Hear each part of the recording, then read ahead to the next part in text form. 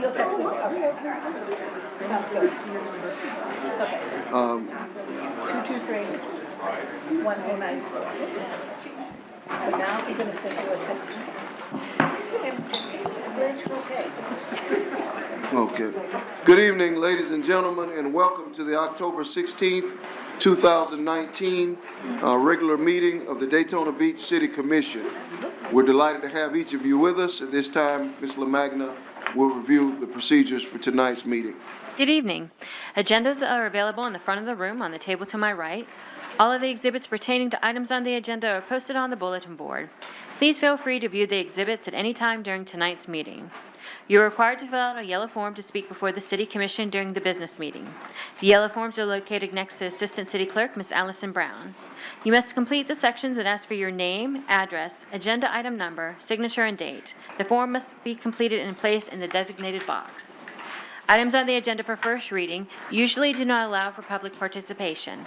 However, there are some instances where citizens are allowed to speak on first reading items when they are considered public hearings. Items on the agenda for second reading are open for public hearing, and citizens may speak at the designated times. Resolutions under administrative item number 10 are open for public comments, and you may fill out a yellow form to speak when that item is called. Item number 7 is your opportunity to address the City Commission concerning any item that is on the consent agenda. Please indicate on the yellow speaker sheet the agenda item number of the items or items you are addressing. Items or discussions not listed on the consent agenda will not be heard during this comment section. All citizens completing the yellow form will be allowed to speak for 2.5 minutes. When you approach a lectern, please speak clearly into the microphone and give your full name and address. The 2.5-minute clock on the monitor above and directly in front of you will start running when you begin to speak.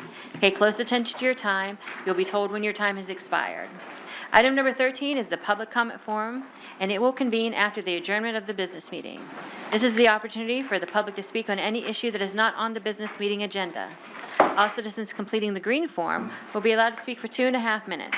When you approach the lectern, please give your full name and address. Disorderly conduct in the public meeting of the City Commission. Article 2, Section 6238 of the City Code of Ordinances reads as follows. It shall be unlawful for any person to behave in a riotous or disorderly manner in any public meeting of the City Commission or any committee, agency, or board thereof, or to cause any unnecessary disturbances therein by force, shouting, or any other action calculated to disrupt such meeting, or to refuse to obey any ruling of the presiding officer or such meeting relative to the orderly process thereof. Please be courteous and respectful of the views of others. Personal attacks on the City Commission, city staff, or members of the public are not allowed. Please silence cell phones and other wireless devices during the meeting. All conversation must take place either at the lectern or on the dais so that everyone can hear the business being discussed tonight. Ms. LaMagna, may we have a roll call? Commissioner Reed? Here. Commissioner Traeger? Here. Commissioner Delgado? Here. Commissioner May? Here. Commissioner Gilliland? Here. Commissioner Henry? Here. Mayor Derek L. Henry. Here. Now move on to item number 4, which is approval of the minutes of the September 18, 2019 business meeting of the City Commission. So move. Second. Take a motion from Commissioner Traeger and a second from Commissioner Delgado. Do we have any questions or comments? Okay, hearing none. All those in favor, let it be noted by saying aye. Aye. Those who are opposed, same sign. Motion carries 7-0. Now move on to agenda item number 5. If there are any changes to our agenda, our city manager will address them at this time. No changes, Mr. Mayor. Second. I have a motion from Commissioner Gilliland. We'll take a second, I believe, from Commissioner Traeger. All those in favor, let it be noted by saying aye. Aye. Those who are opposed, same sign. This motion carries 7-0. And just before the presentation. Okay, presentations, come down to the first presentation.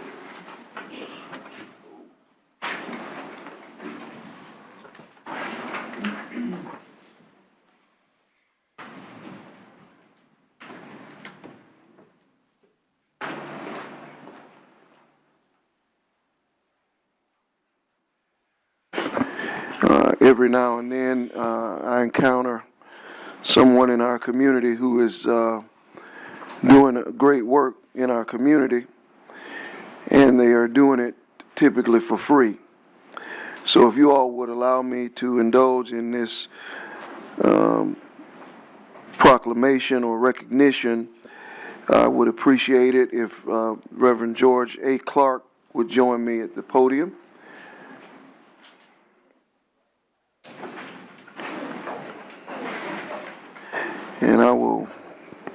share this rather grandiloquent expression about a life that has been well lived in our community.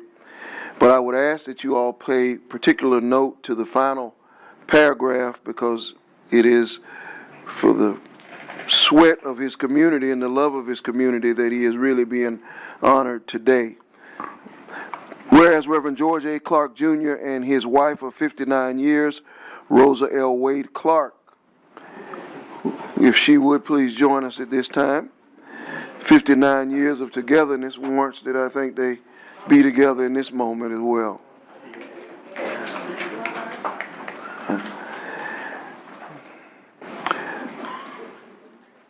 They have 3 children and 2 grandchildren. He served in the U.S. Army, stationed in Germany from 1954 to 1956. And whereas in 1961 he was ordained as a deacon at Galilee Baptist Church in Lake City, Florida. In 1962, he was united as a member of Greater Friendship Missionary Baptist Church.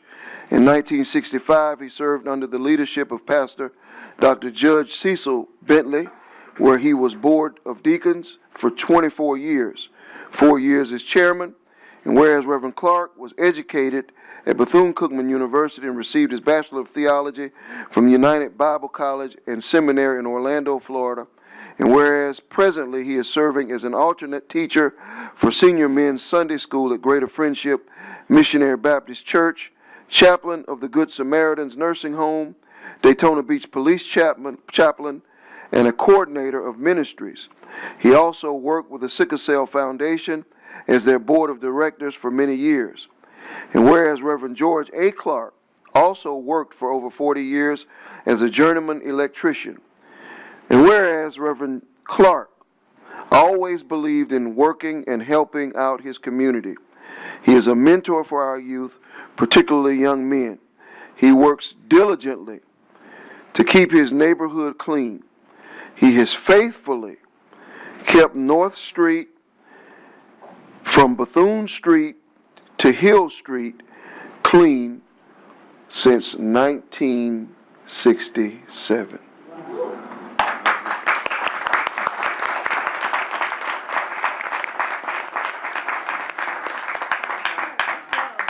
So for 52 years of picking up other people's trash, keeping his neighborhood clean, caring enough to take time, and this was while he was working, to give us free labor to beautify our community and keep it pristine. Now, therefore, I, Derek L. Henry, Mayor of the City of Daytona Beach, and on behalf of the City Commission, do hereby recognize the tireless efforts and community service of Reverend George A. Clark Jr., and I sincerely thank you for your continued service to our city. In witness whereof I hereunto set my hand and cause the seal of the City of Daytona Beach, Florida, to be affixed this day, October 2019. Thank you.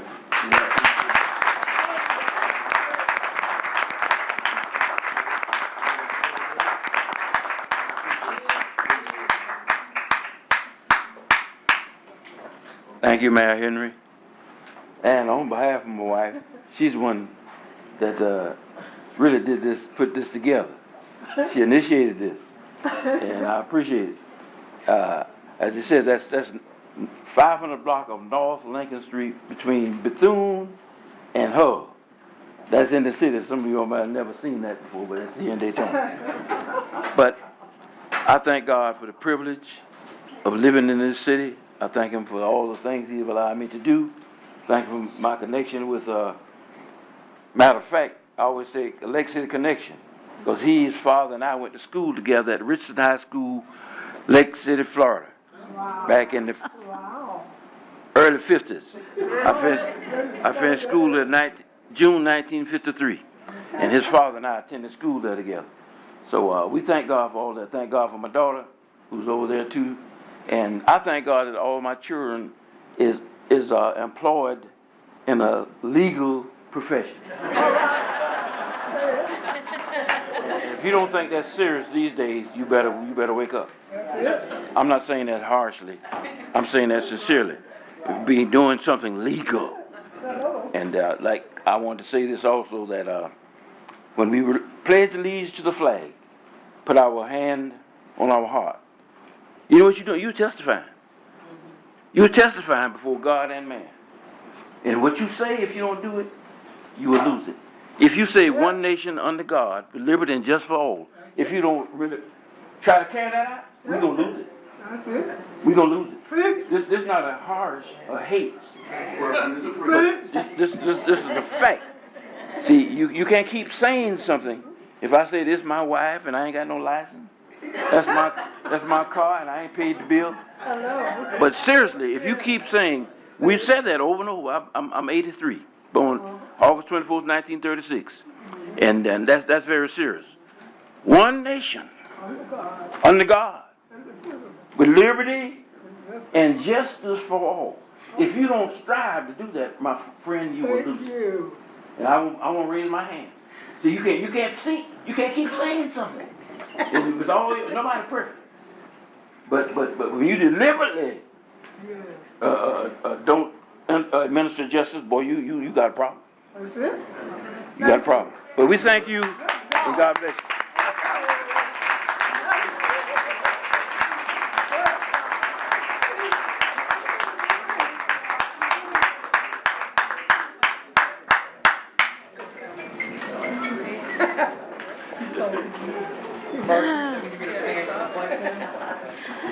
Margaret, does that mean you have to stand for the pledge? No. Are you going to stand for the pledge? No. It happened. It's not happening. Okay. Okay, we're going to move on now to item number 6, which is our presentation. Item 6A is our beautification awards for September 2019, and a member of the Beautification Tree Advisory Board to report. Yeah, I believe so.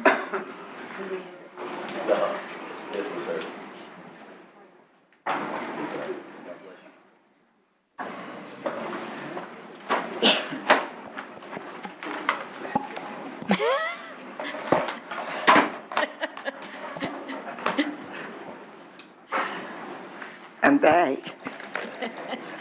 Good afternoon again. Mayor Henry, members of the City Commission, and Mr. Chisholm. My name is Patricia H. Hurd, 822 Vernon Street, Zone 6. The Beautification Tree Advisory Board has selected Freddie and Sonia Carter, 416 North Frederick Avenue, as the Residential Beautification Award winner for the month of September 2019. Mr. and Mrs. Carter are natives of Daytona Beach. They have resigned at this address since 2002. This is their Daytona Beach. The 2 plates that flake the front door are the same as the Beach Street arches. The bricks and some other items in their yard have been collected from places that once stood tall. Some from Allen Chapel, Church, and the Bethune-Cookman University campus. Mayor Yvonne Scarlett Golden was once their next-door neighbor. The types of trees, shrubs, and plants used for beautification include joy plant, which was not planted by Carters. It just started growing because of the joy in that neighborhood. Papaya trees, mango, avocado, pineapple, bananas that grow widely. Queen and Robalee palms are thriving from little babies. The rock and hardscaping are all Mr. Carter's creation. City Commissioner Paula R. Reed, Zone 6, will present the award to Mrs. Carter.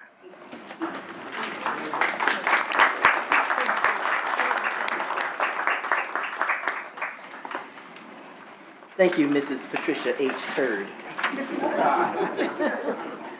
Good evening, you all. There's nothing like giving something to someone that you know when they've earned it and when they deserve it. I have known this young woman, Don't let me start talking. several years.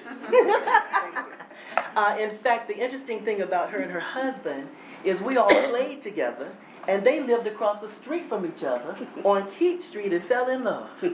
How long have you all been married? 27 years. 27 years. Her father's property and his demise still looks absolutely beautiful, so I wouldn't expect anything less from your property as well. You're serving them well. Certificate of Achievement. May it be known that this certificate has been presented to Fred and Sonia Carter, who we called Prenny growing up. She told me I can't call her that anymore. For distinguished achievement in residential beautification, City of Daytona Beach, presented on this day, October 16th, 2019, signed by our Mayor, Derek L. Henry, and myself, Paula R. Reed, Commissioner of Zone 6. Congratulations and keep up the good work. It's absolutely beautiful. Take care of what God has given you.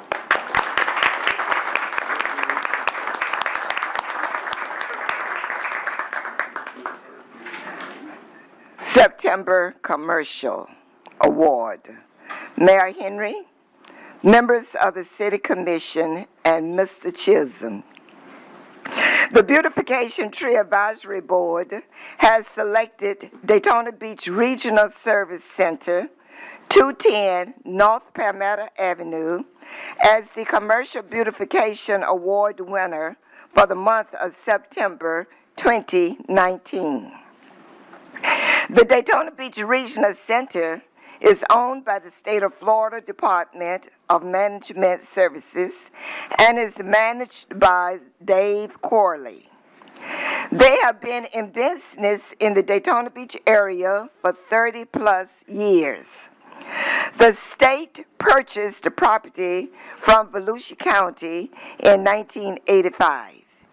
The original site of Daytona Beach High School, later known as the Mainland Senior High, was in that area. Serving the area from 1909 until demolished in 1985. The building was originally constructed in 1988 and completed in July of 1989 for the purpose of providing state government services. To commemorate the high school, the Mainland Alumni Association donated a monument of the original cornerstone from the school, which is located in the main courtyard at 210 North Palmetto Avenue. The types of trees, shrubs, and plants used for beautification include queen palms, crepe myrtles, jack frost, ligustrum, and other plants. Mayor Henry will be presenting the award.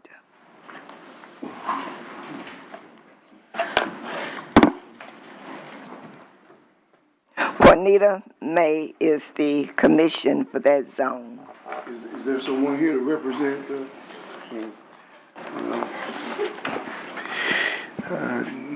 I guess I might be dating myself, but I guess I went to school in a building that was built in 1909. So I went to school there, but it looks a whole lot better than it did when we went to school there. It was about 30 or 40 years past its prime when I got there. But we appreciate the government essentially taking such good care of their property to the degree that they would receive this award. Certificate of Achievement. May it be known that this certificate has been presented to Daytona Beach Regional Service Center for distinguished achievement in commercial beautification. Presented to the City of Daytona Beach, signed by myself, Derek L. Henry, and Zone 3 Commissioner Juanita L. May. Thank you very much.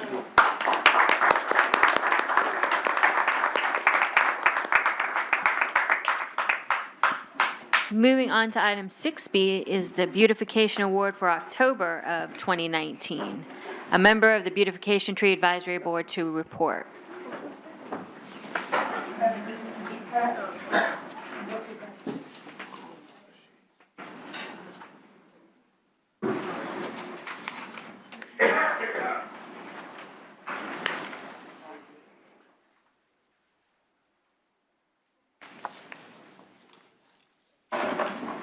Mayor Henry, members of the City Commission, and Mr. Chisholm. My name is Susan Bessinger. I live at 520 Temco Terrace, Zone 1. The Beautification Tree Advisory Board has selected Connie Cheney, 1113 St. Augustine Road, is the Residential Beautification Award winner for the month of October 2019. She has been a resident of Daytona Beach for 14 years and has resided at this address for 13 years.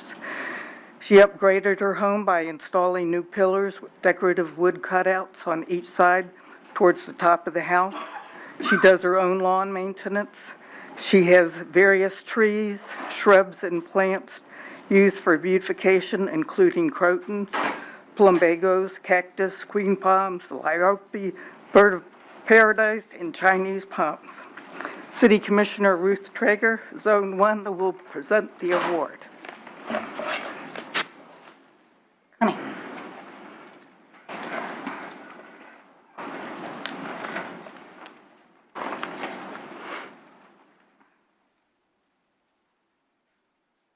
Hi, Ruth. Thank you and congratulations for making this corner of Daytona Beach so pleasant and comfortable to look at. You're an inspiration to us. Well, thank you. Certificate of Achievement. May it be known that this certificate has been presented to Connie Cheney for Distinguished Achievement in Residential Beautification, City of Daytona Beach. Presented this 16th day of October 2019. Derek L. Henry, Mayor. Ruth Traeger, City Commissioner, Zone 1. Thank you so much. Thank you so much. Thank you, Susan. Certainly.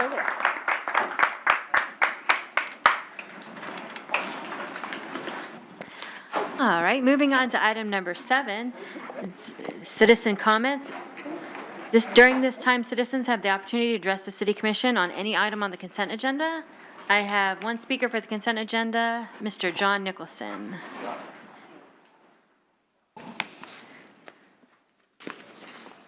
And is it 8C that you are speaking on?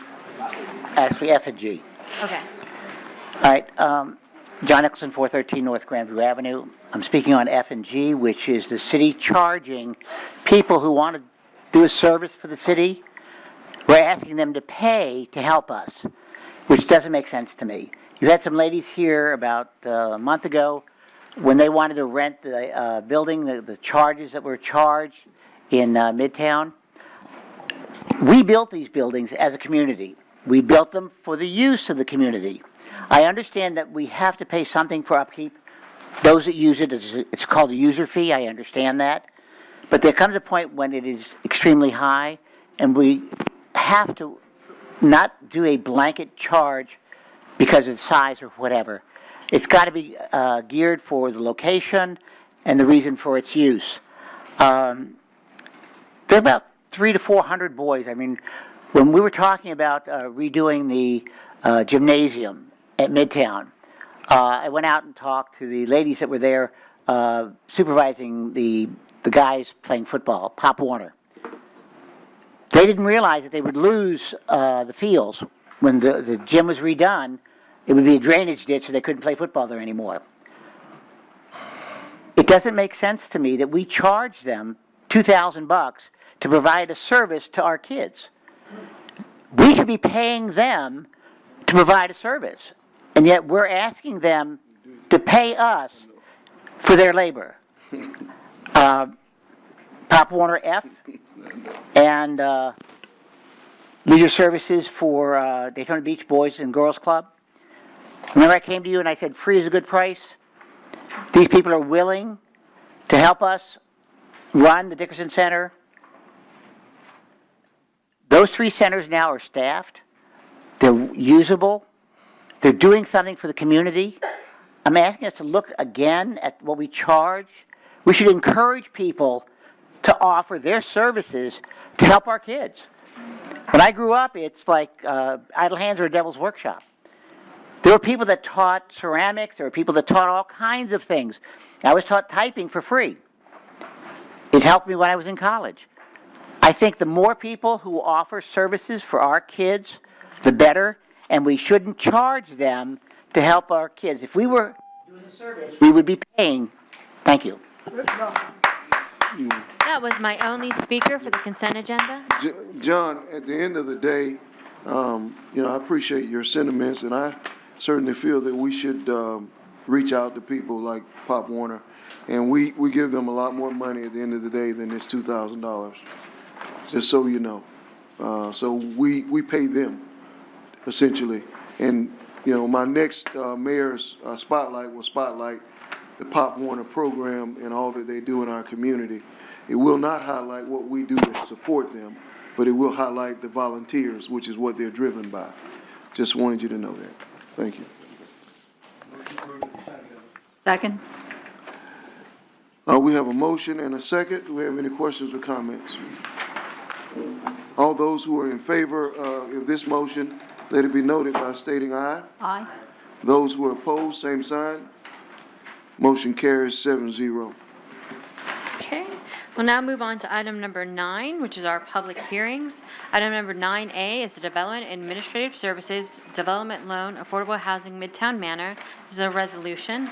A resolution of the City Commission of the City of Daytona Beach, Florida, approving a loan commitment to Beneficial Community Partners, Beneficial, in the amount of $425,625 to be used by Beneficial to help finance the costs of developing an 82-unit workforce housing apartment complex, Midtown Manor, on approximately 2.7 acres of real property located at 223 Martin Luther King Boulevard, authorizing the city manager to sign loan-related documents needed to complete the loan, consistent with the terms of the loan commitment, authorizing execution and delivery of a commitment letter to Beneficial, approving the termination of the Midtown Lofts redevelopment incentive agreement, authorizing the city manager to execute documents needed to give effect to this resolution, and providing an effective date.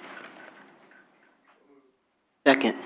All right, we have a motion from Commissioner Gilliland and a second from Commissioner Reed. Mayor, if I may, based on the earlier discussion at the CRA meeting, I'd request that the motion contain the following language.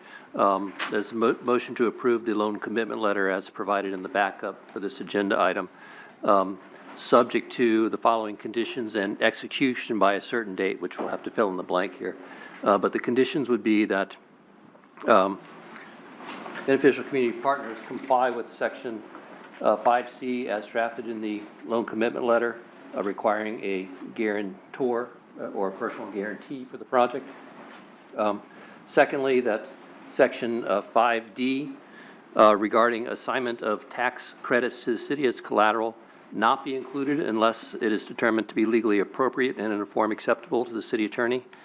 And finally, that the loan commitment letter retain the language which allows the loan to be assignable upon approval by the City Commission. I'd like to amend my motion to include that language, make the date certain, be close of business, say 6 p.m. on October 23rd, Wednesday. I'm in my second. Okay, we have a motion and we have a second. You have speakers? Will we have a guarantor in place at that time? Or? We wouldn't, they will have to identify a guarantor and provide financial documentation to satisfy the ability to provide a guarantee for the project. And will that guarantor be a member of the Midtown Manor LLC, or? They will have to designate who the guarantor would be to satisfaction of the city.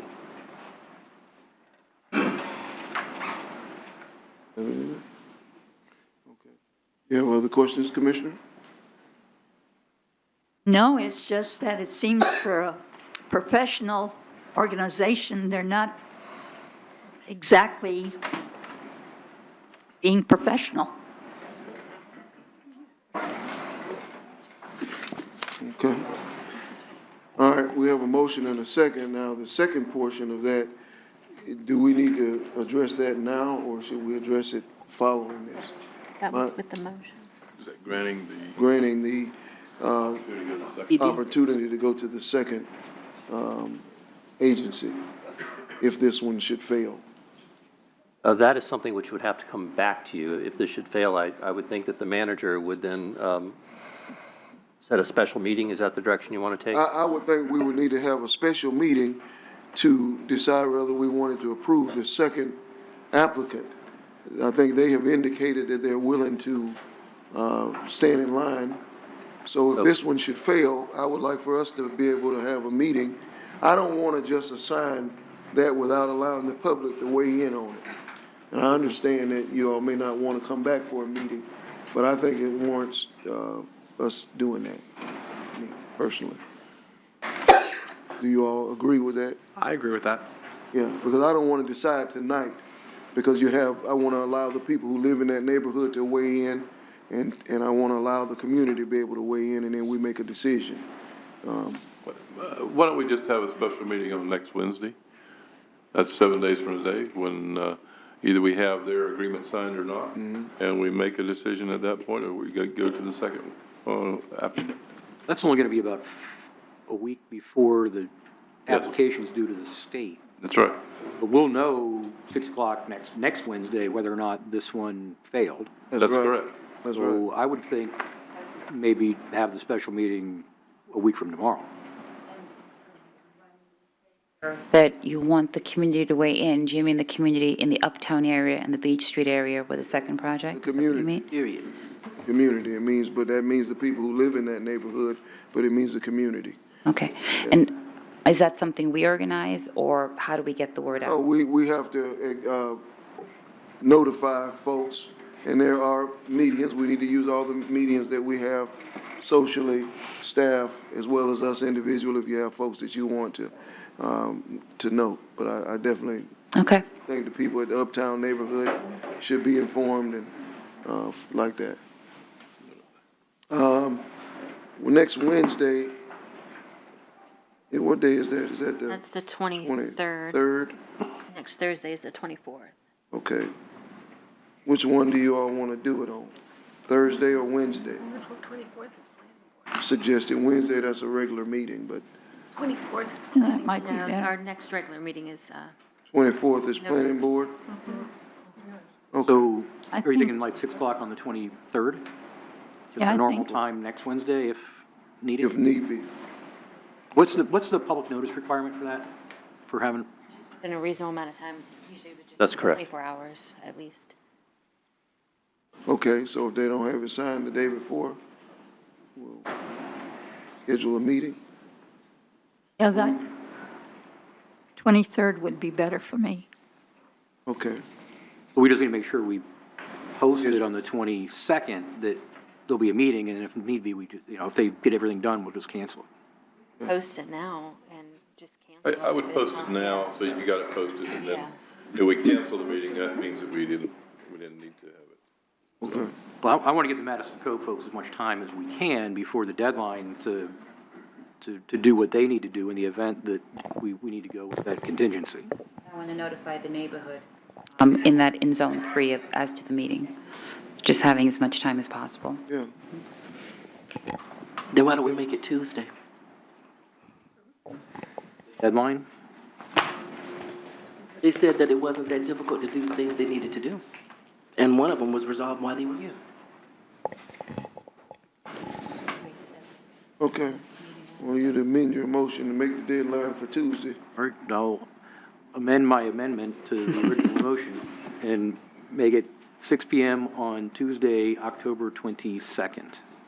I amend my second to amend my second. Make the deadline. Okay. And then we would still schedule the meeting for the 23rd, the following day, and cancel it if, That's right. okay. Okay. All right, we have a motion and we have a second. And I have And then we have speakers. several speakers, so we will glad to hear from the speakers at this time. Okay. My first speaker is Mike Oliver, and on deck is John Nicholson.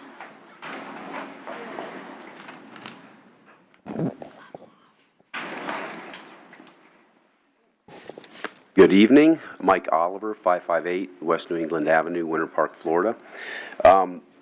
The purpose of my coming tonight was to first just acknowledge that this board did vote to fund 2 weeks ago for the local government funding, and secondly, they voted in favor of Beneficial.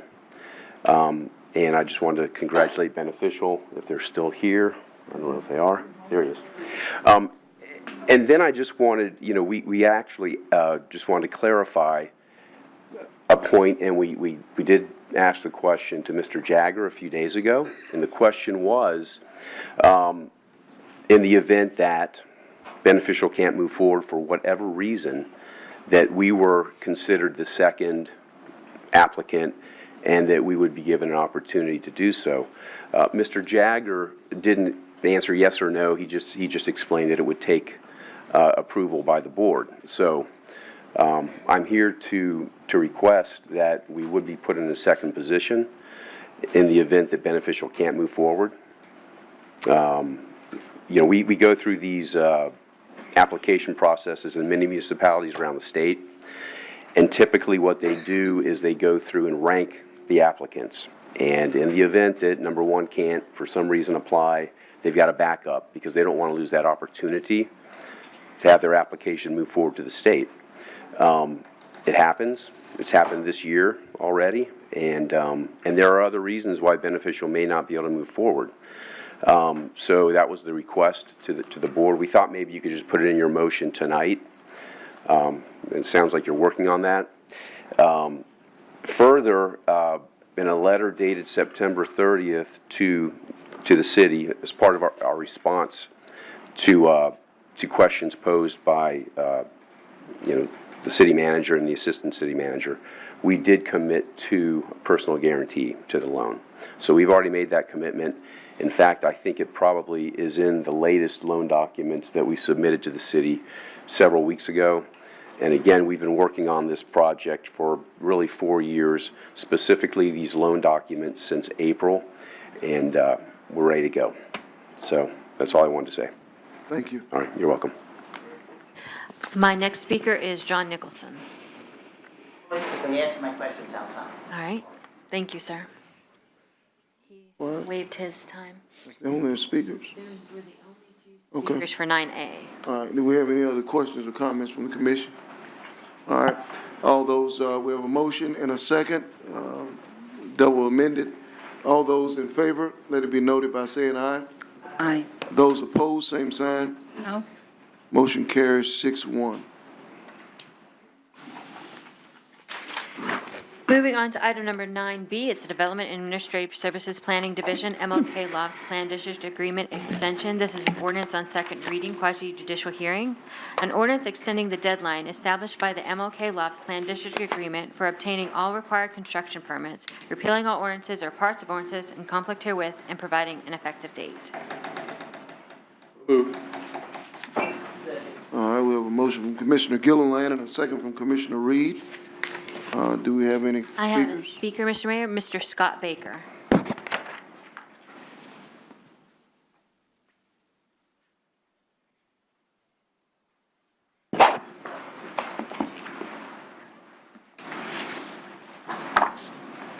Good evening, Mayor and Commissioners. My name is Scott Baker. I'm an attorney with Zimmerman Kaiser Sutcliffe Law Firm in Orlando, 315 East Robinson Street, Orlando 32801. I'm here today on behalf of two clients. One would be, and these are property owners or entities with a legal interest in property in the city.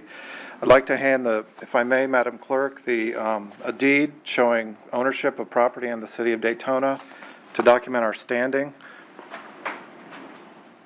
There's also a contract in that document, in that package, showing Madison Cove LLC's equitable interest in real estate in the city of Daytona Beach. So those are my two clients. What I'm here before you today on is the rezoning request. Simply put, I'm having a hard time seeing how this board can approve a rezoning, a PD amendment tonight under the way your code is written. Granted, I don't practice in Daytona Beach very much, but I was a chief planner for the city of Orlando for 10 years before I became an attorney, and I've been practicing land use law since then. And when I read your code, I look at section 3.3I and section 3.4F. In particular, if we could just think about or focus on 3.4 for a moment, it states that a PD document or a PD agreement that's lapsed, I'm going to quote directly from your code. It says, if a PD plan/agreement lapses, the owner of the PD zone lands may apply to amend the PD zoning classification to incorporate a new PD plan agreement, see paragraph 10 below, or apply to reclassify the site to another base or PD district. There's no other option in there. It's a you do one or the other. And the reason that's important is because paragraph 10 says, amendment, the development order may be amended only in accordance with the procedures and standards for its original approval. If you look at section 3.3 of your code and other parts of 3.4, it states that a PD can only be amended after passing through your planning board for a recommendation. I'm not aware that this project has gone to planning board to amend the project. And by the way, I have two other projects in the city of Daytona. We've had to go to planning board to amend the PD on both of them. So I don't understand what's different here. Thank you.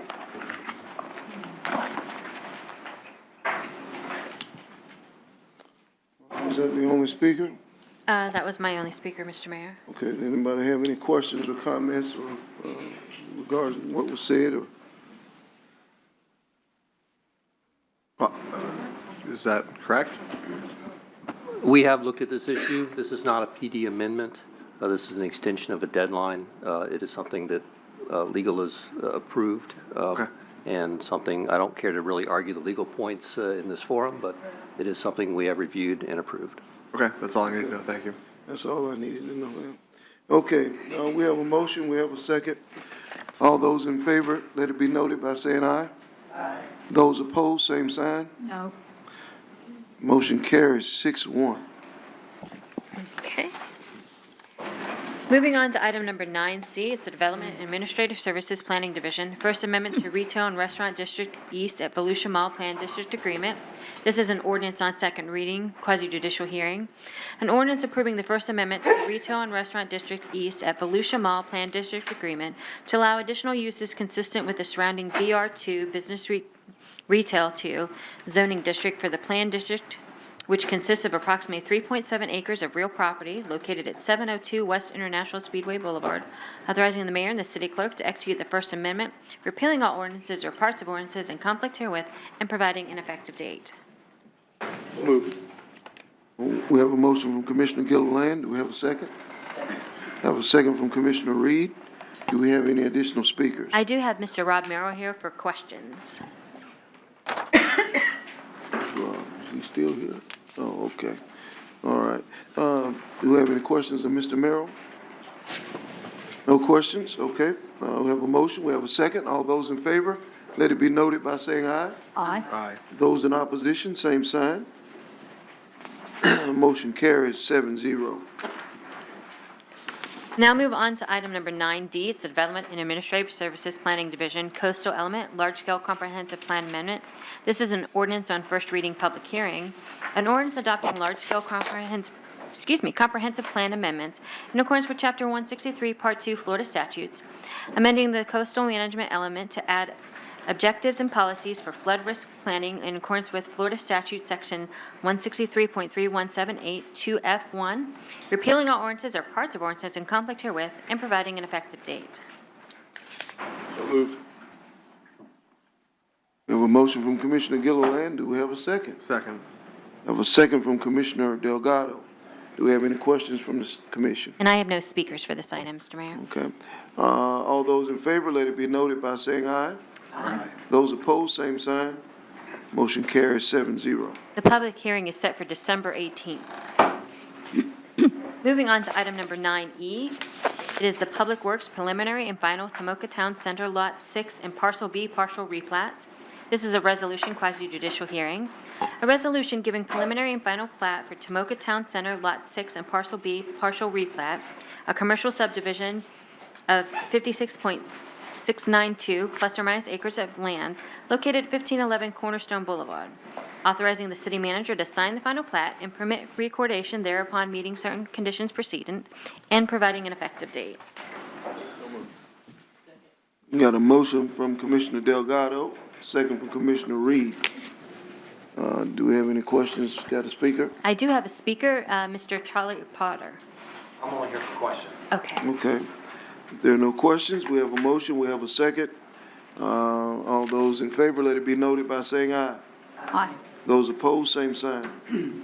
Motion carries 6-0. Mr. Delgado is out.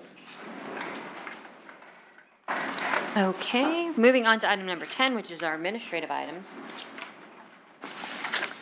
Item number 10A is Development and Administrative Services Planning Division, First Amendment to the Minto Tomoka Parcel A Plan District. This is an ordinance on first reading. An ordinance approving the First Amendment to the Tomoka Parcel A Plan District Agreement for property located west of Interstate 95 and south of Granada Boulevard, State Road 40, reducing the district boundary and modifying development standards, authorizing the mayor and the city clerk to execute the First Amendment, repealing all ordinances or parts of ordinances in conflict herewith, and providing an effective date. Moved. We have a motion from Commissioner Gilliland and a second from Commissioner Reed. Do we have any additional questions? Okay, all those in favor, let it be noted by saying aye. Aye. Those opposed, same sign. Motion carries 6-0. Moving on to item number 10B, it's the City Manager's Office 2019-2020 Proposed State and Federal Legislative Priorities Resolution. A resolution approving state legislative and federal issues as priorities for fiscal year 2019-2020 and providing an effective date. Good evening, Mayor, members of the Commission. Hardy Smith, Government Relations Administrator for the city.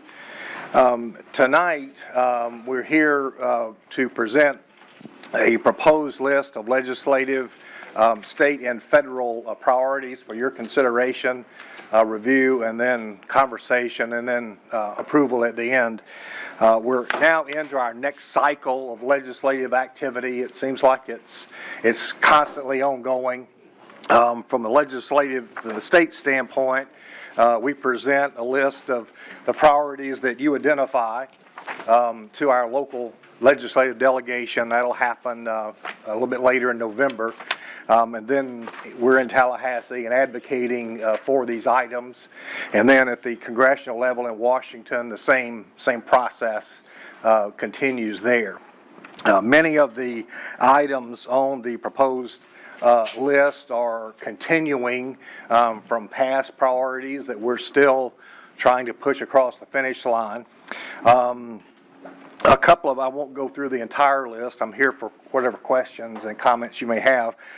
One of the priorities would be asking for state assistance for funding to help meet our matching obligation with the Army Corps of Engineers for the very critical study that they would do to help trigger future funding for flooding related to the Nova Canal.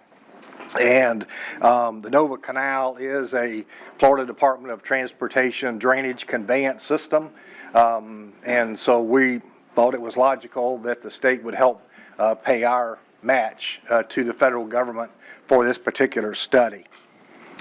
Another project that we would suggest that we move forward on is continuing the process that's already been approved by the City Commission, been approved by our local legislative delegation last year with unanimous support, and that is achieving the lease ownership for Riverfront Park, City Island Park, all of that state-owned land. The state cabinet has already granted the release of these various leases and easements. What we're trying to do is follow up on the potential funding to help pay off the value of this transfer. This is actually, if you study history, or like to study history, this is actually a process the city of Daytona Beach and the state of Florida have been working collaboratively on for almost 100 years. And this would push this across the finish line. Those are some of the key items on the list. Any questions that I may answer? I'd like to make a couple comments on that one about the, moving those restrictions on, the leased property from the state. You know, we went through this before, and it was completely misrepresented in the News Journal about what exactly was going on. You know, that property north of Orange Avenue, Silver Beach, is almost all encumbered. You know, we've got the 50-year lease that we did for the Brown Esplanade, Jackie Robinson Ballpark, which is on the National Historic Places Registry. You know, the county seemed to have taken some issue. I think when they had their change of leadership over there, there was some institutional knowledge lost about whether or not they wanted to be included in this for the courthouse and the library, you know, and the parking lots associated with those things that are under county control. So I do think we want to clarify that part to make sure that if they want in, then we keep them in. If they don't want out, then we just leave them out. But I do think there's great value in getting the restrictions released on the property that's south of Silver Beach. You know, the old Army Reserve Center is sitting there, you know, it's been torn down. It is a wonderful piece of property that could do some things for downtown to get additional people down there. We know the businesses struggle. Everybody's been very excited about the possibility of the consolidated Tomoka project on the First Baptist Church site. This certainly wouldn't be something of that magnitude, but it would be in the same vein of, you know, getting folks into an area that needs more foot traffic, needs more, you know, disposable income, consumer dollars, you know, spread around. So this is something that, you know, once again, I supported it. I've supported this for the last 3 or 4 and I continue to support it. You know, just hopefully we can make it clear that there's nothing underhanded going on in here. There's nothing that's going to be developed. There's no development that's going to happen on City Island Park because of the encumbrances that are already there. I do think we want to clean up this piece about where the county stands on it. But beyond that, you know, I do think it's something that we should continue to pursue. Well, I, first off, definitely opposed to paying $8 million to take off the restrictions on City Island, and we have gone through this route before, and it's been very controversial. I'm still hearing from people about it. It was definitely said at several big meetings, which were very well attended. In fact, every seat was taken. I believe it was at City Rec, that the public definitely did not want that the City Island be opened to private development, which they are afraid would happen if the restrictions were taken off. Therefore, why should we have to go through this again? If the state of Florida wanted us to open the area to private development, they would not have put restrictions on it, and the name of the City Island tells you that. It's City Island. This island belongs to the residents of Daytona Beach, and that's why it's called City Island. So that shows you it belongs to the people and not a private developer and or developers. So therefore, we should not pursue this so some big entity can come take over our island from us. The residents at that meeting, everybody agreed that this should be kept strictly as a recreation area only for the residents of Daytona Beach. So as much as I agree with a bunch of them, I'm going to have to say no to this one. Thank you. What are some other uses that this could be used for? What are the other advantages to having the deed lifted so that people will understand that? You want to answer that, or you want? One to just again walk us back to some history. Mm-hmm. The commission, several commissions have approved sending out in the past RFPs for the development of the old Armory site, and those we never get back responses, and the reason we haven't received responses back were because they can't control the property, and those were, again, we were asking for proposals to what's your great idea for this area. Okay. Mr. Mayor, we, from time to time, have had proposals for both City Island as well as the Halifax Harbor but in both cases, we were unable to go forward with those proposals because of the restrictions that are on the property. And in some cases, it's a mixed-use commercial project that has residential also. And the one on Halifax Harbor specifically had a residential concept, and we were unable to move forward with that because of these restrictions at that time. Okay. I guess what we have to consider tonight is we have to recognize that there's a trust issue here. I don't think that people are so much as opposed to the development of the property that Commissioner Gilliland is referring to, or something different being done there. Something has to be done, whether we as a community decide it was something public or private. But certainly people do not want anything ever to happen to Jackie Robinson, which I think is, Yeah, we'd never do that, Mayor. I mean, but people don't, as much as we say that, they don't necessarily feel secure in that. I feel secure in it because I would never personally support the change of that. I would never do that. And as important as that is, the reason that I think it's important to remove the deed restrictions, I wouldn't want to pigeonhole people 100 years from now with something that I think is an extension of home rule. I mean, we should be able as a community to determine what we want to do with that property. So I believe that just as we're asking for home rule, this is just an extension of that home rule. But by the same token, I'm trying to express something that I think we have to communicate to the community that says that these things that we control, one, as Commissioner Gilliland has rightfully said, Riverside Park has been tied up for 50 years with something that I believe belongs to the public.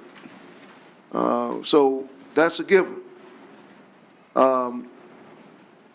Jackie Robinson, I believe, is a given. Pretty much, that's what we control. Now, if the county decides to join us, some people, I think, have different opinions about the library and certainly about the courthouse. But those are two things that they own, and they would have to sign off on. That's not something that we would, although we gave them the property, and if, in my opinion, if they chose to build someplace else, you know, they should consider giving it back, because we essentially gave it to them for nothing, so that those facilities will be able to be built. But if they're deciding to take those facilities to another location, should be given back to the city, and we as a community should then determine what we want to do with those facilities. But because, and this goes back to the issue that our residents feel as though we may be trying to do something underhanded. I feel as though this has been transparent, and I want to be transparent tonight. That's why I'm taking time to talk about it. I don't know what else we can do to assure folks that we are not trying to do something other than what we're stating here tonight. But I think that we kind of owe it to folks to do that. And do you all have any recommendations as a commission as to how we can communicate that? Well, I can support just about everything else except that. I cannot support that because I have been bombarded, shall we say, with phone calls from people expressing their dismay about this. And But could you tell us what their dismay is about? they believe that we are going to take the restrictions off. We're going to sell it to either one developer or several developers. They're going to develop it. It's going to be a private place and not belong to the residents anymore. That's in a nutshell. So it being City Island? City Island, yes. In their mind, City Island is, I don't like to use the word sacred, but it is more or less for the residents of Daytona Beach in perpetuity, whatever you want to call it. Perpetuity, yeah. Mr. Mayor, is there not, are you done, Mr. Reagan? Yeah. Oh, can't we put And can't we put, if we were to get it back, can you not, it's like, is that a reverter type thing? Would it be like, can we not encumber the land with some sort of restriction that, you know, Jackie Robinson Ballpark not be altered for 100 years or something like that? I mean, can't we build that into it so that people don't have to guess what our intentions would be? They could see it, have a hearing on it, and everyone could see in the broad daylight what we intend to do and encumber the property for some very long period of time. Couldn't that be done? If people are concerned about specific things like that, can we not put public, you know, whatever people are concerned about, can we not build it into the? We certainly could impose those restrictions on ourselves. And it would tie to the land? It would tie to the Correct. land? Yeah, we'd Okay. file it as a covenant in the deed or some other legal form, but it can be done. And would there be a period of time where the property ownership would revert to the city without that restriction being on it, or could we? Well, it is owned by the city, so depending without on how the development went, I mean, we're speculating now as to future development, but we have certainly the authority to encumber the deeds as we wish as the owner.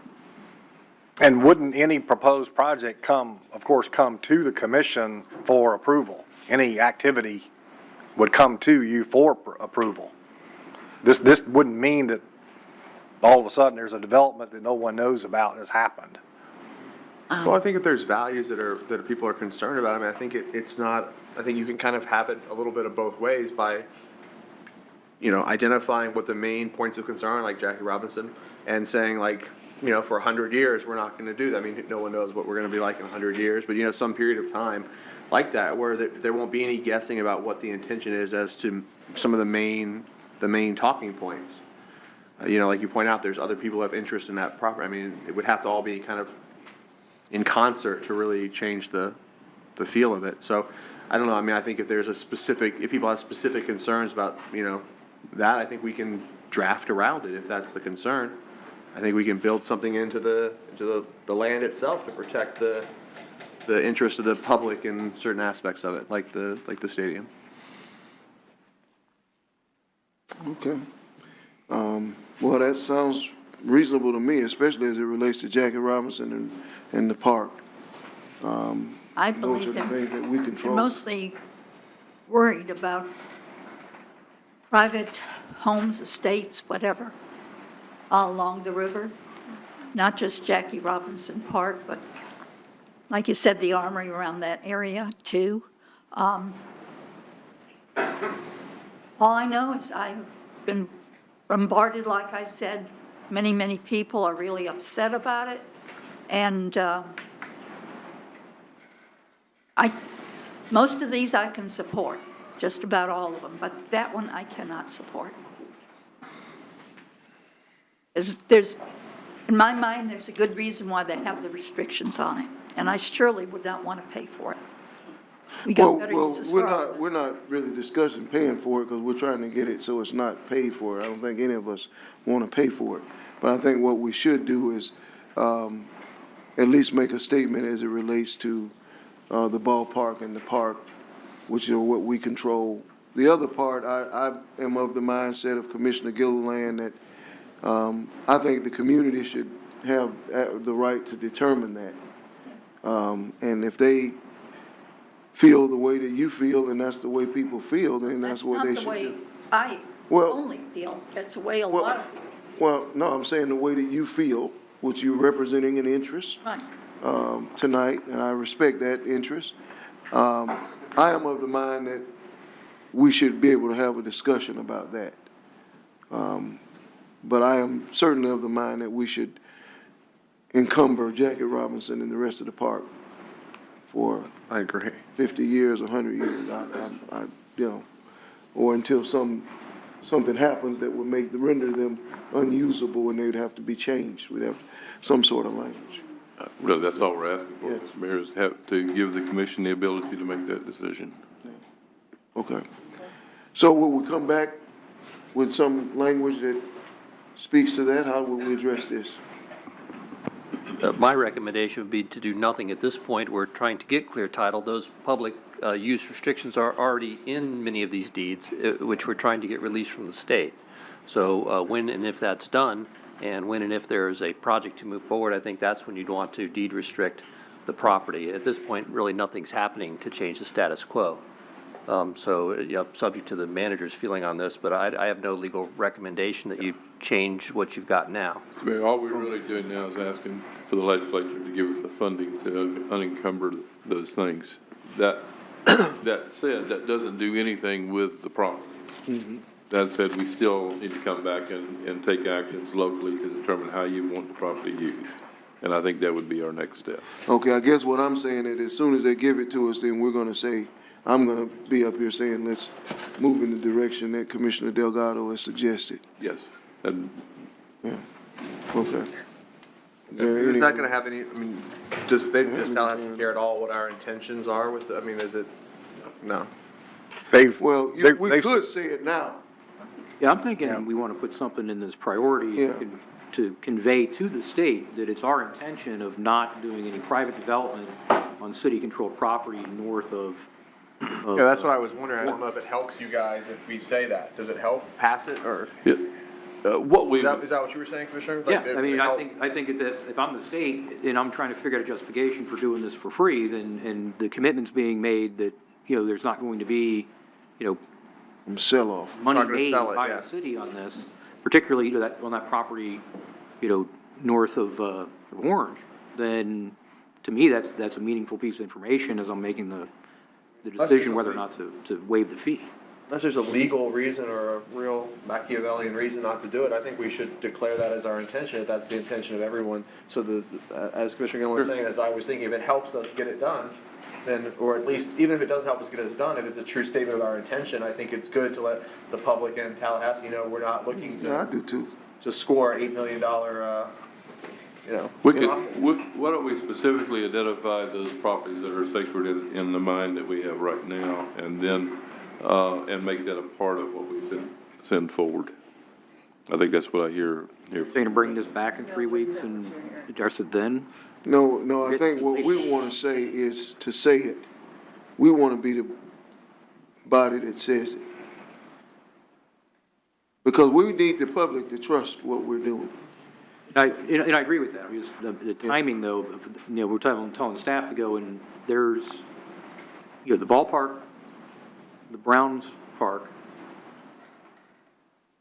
2 county parcels, the library. 2 county parcels Yeah. and Jackie Robinson Ballpark. And then there's one other sort of remnant piece in the middle where we've got a boat, There's a boat club. Yeah. building. Embry Riddle, I Right on think the it is. river. And I think that's on our property. Right. That's So- on ours. Yeah.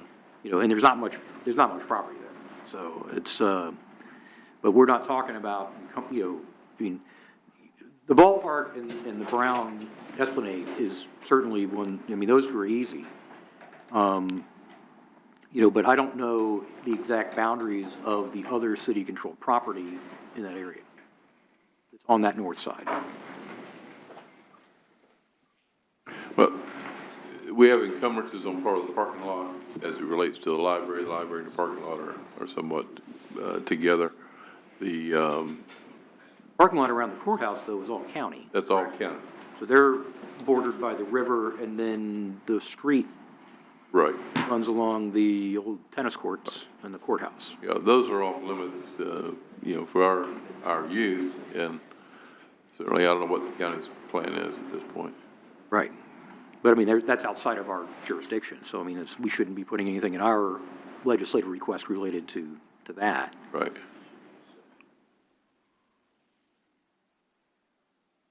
Would that include all land between like Orange Avenue and the harbor?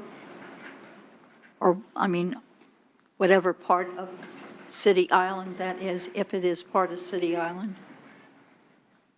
If it's part of City Island, yeah, it would be parcel Yeah, separate. why not say all of City Island? That's under our control. But the people are really up in arms about it more than anything I've seen. It's not the entire, this is somewhat misleading, it's not the entire area that's been included in all of this. Again, this is something that the city and the state of Florida have been working collaboratively on almost over 100 years. And so, it's maybe 30 acres or so that we're talking about, but all the rest of it has already been through all this process, just over 100 years, Tom. I'm just saying that people Yeah. don't trust. I understand, I'm just saying it's not everything you see out there.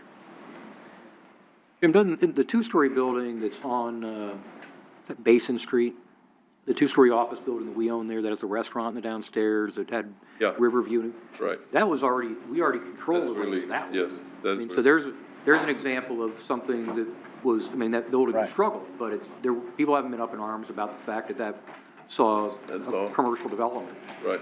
You know, Right.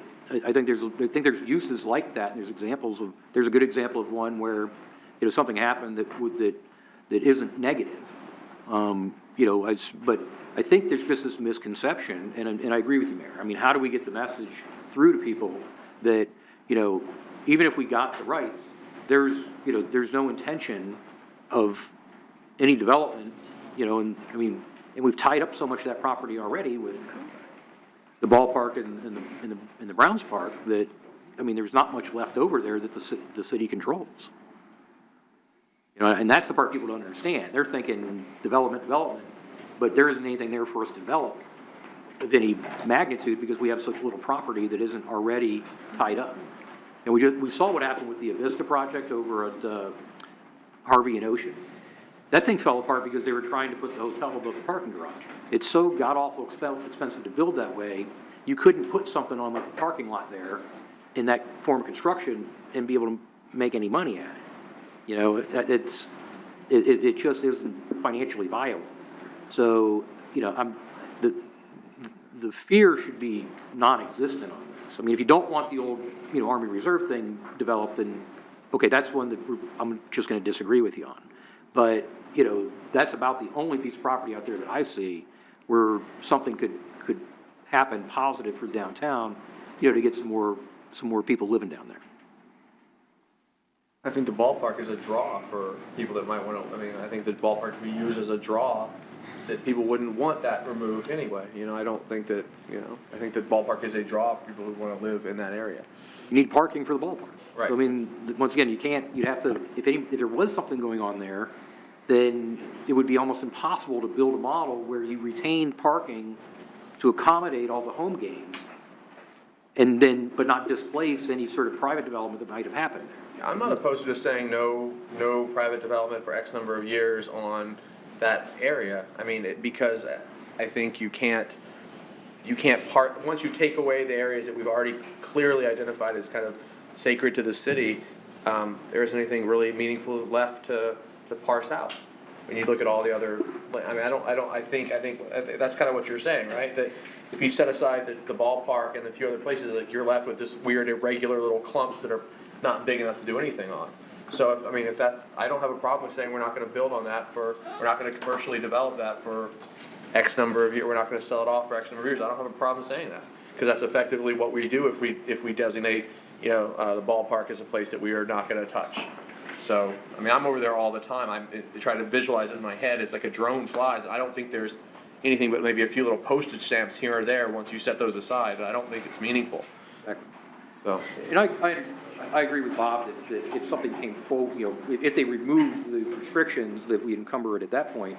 But I think for the purposes of this discussion, I think we just add a little bit to this to say that the city of Daytona Beach wants to convey to the state that it's our intention not to allow any private development on city-controlled land north of Orange Avenue.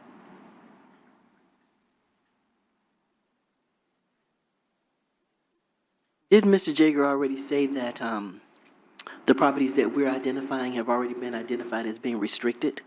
Couldn't we just? Well, they're restricted in the deeds from the state, so that, you know, they are restricted in that sense, and that's your legislative priority, is to have that removed, so that the city maintains control. Now, if that were removed, of course, we could then further develop restrictive covenants on portions or all of it, but right now, the way it sits, much of it is already deed restricted. can we see it? But the deed restriction has been removed, subject to us paying for the cost of it. It's there, but we haven't. The cabinet's it already exists. taken that position. Can we see it on the display? the overhead. So I guess it should also be noted, the residents, that the deed restriction is already removed. I think that's the point where. It has not been removed. It is removed contingent upon us paying for it. So if you wanted to bring in some massive developer, and that's what you were trying to do, you could theoretically come in right now and have this developer develop all of this who's willing to pay to have the restriction removed. Correct. So it's, you know, it's just a matter of us, you know, getting the financial burden removed. And that's all you're really talking about. So, okay, but you were saying something else. Oh, not really.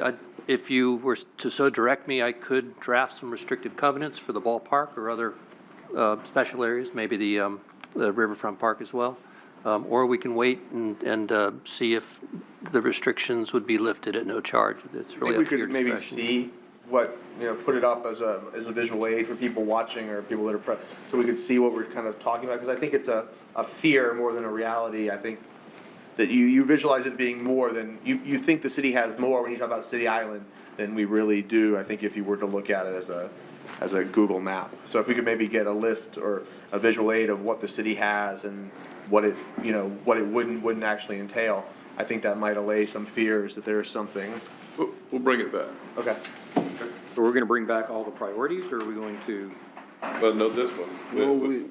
Well, this priority needed to go forward, you needed to go now? It needs to. Yeah. If we want to bring it back, we'll take it out and do everything else. But we're trying to get the public hearing requirement met and the input from the commission on these items so that we can know how to go forward. Well, I don't want to really slow it down from going, I don't, oh, sorry. Okay. Didn't know you felt that. Mr. Stoppelman, we'll have one meeting, please. Thank you. So, I mean, if I don't know how long it would, I don't want to delay it a huge amount of time to have a presentation made about just what it's talking about. I don't know, I don't want to jam that up unduly, because I think, I think what our priority could only help the passing of it, not hurt. Like, what we're trying to do is give you a tool to help the city, the government, Tallahassee, feel like that we're not trying to take money and then turn around and benefit from it. So I don't know if that helps or hurts you to delay it. Probably hurts you to delay it, right? So. I understand. When's the hearing? November 20th is the delegation meeting. Yes. So we have another meeting. Yeah, we have another meeting. All right. Come back with some ideas and pictures so we can see it and show it to the residents, and we'll make a decision in November on that part. You Right. need the rest of it voted on? It would. Yes, sir, that would be helpful. The rest of it, can't we? Just pull that part out? Pulling that one out? Yeah. I don't think, there's not a motion, right? No one's made a motion. I'll make a I motion. have one additional speaker. So I don't know if you want to hear that first. Yeah, we'll hear the speaker after we make sure the motion is proper. So make a motion to support the state and federal priorities, minus the priority of support the release of state-owned rights and restrictions on riverfront area property to the city at no cost to the city. I'll second that. All right, we have a motion, we have a second, we'll hear from Mr. Nicholson.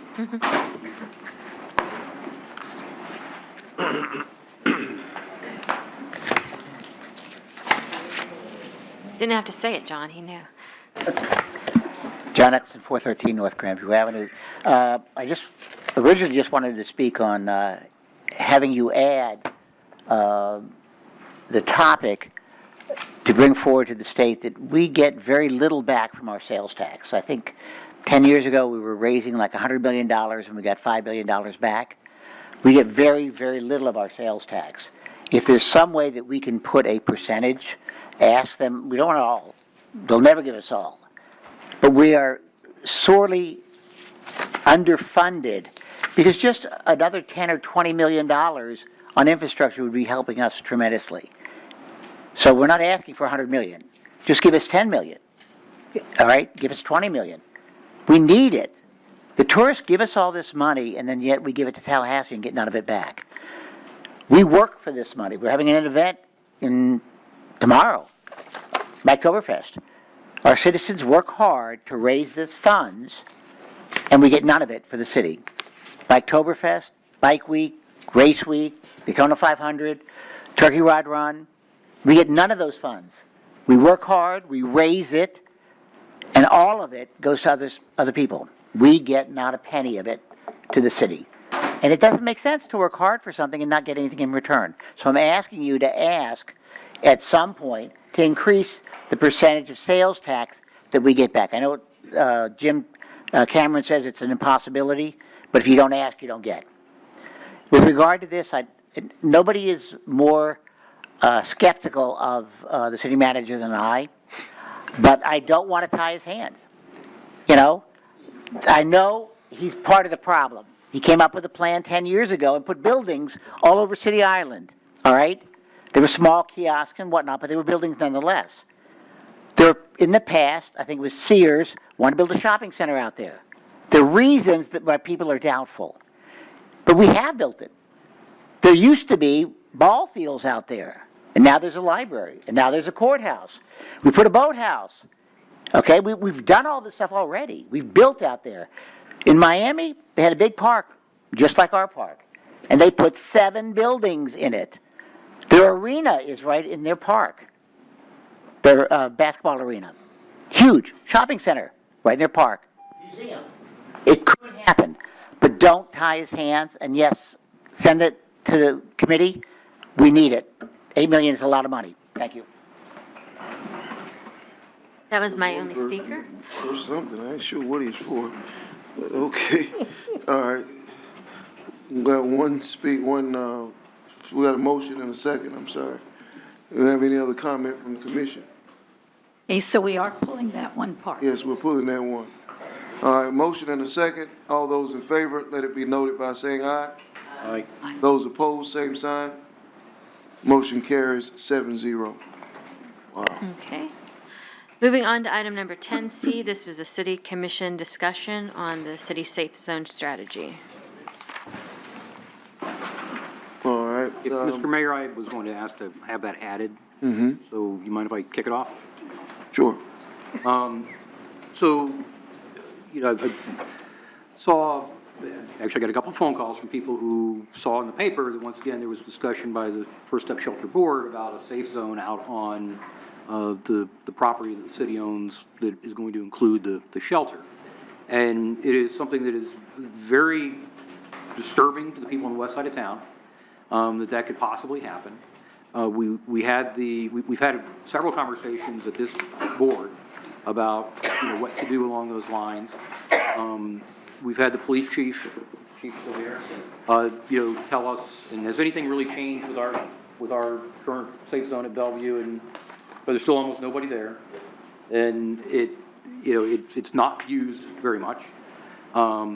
You know, we had the problem a couple of winters ago, but, you know, I think that we've come up with, you know, ways to prevent that from happening again with keeping the restrictions in place, you know, that we have, you know, currently.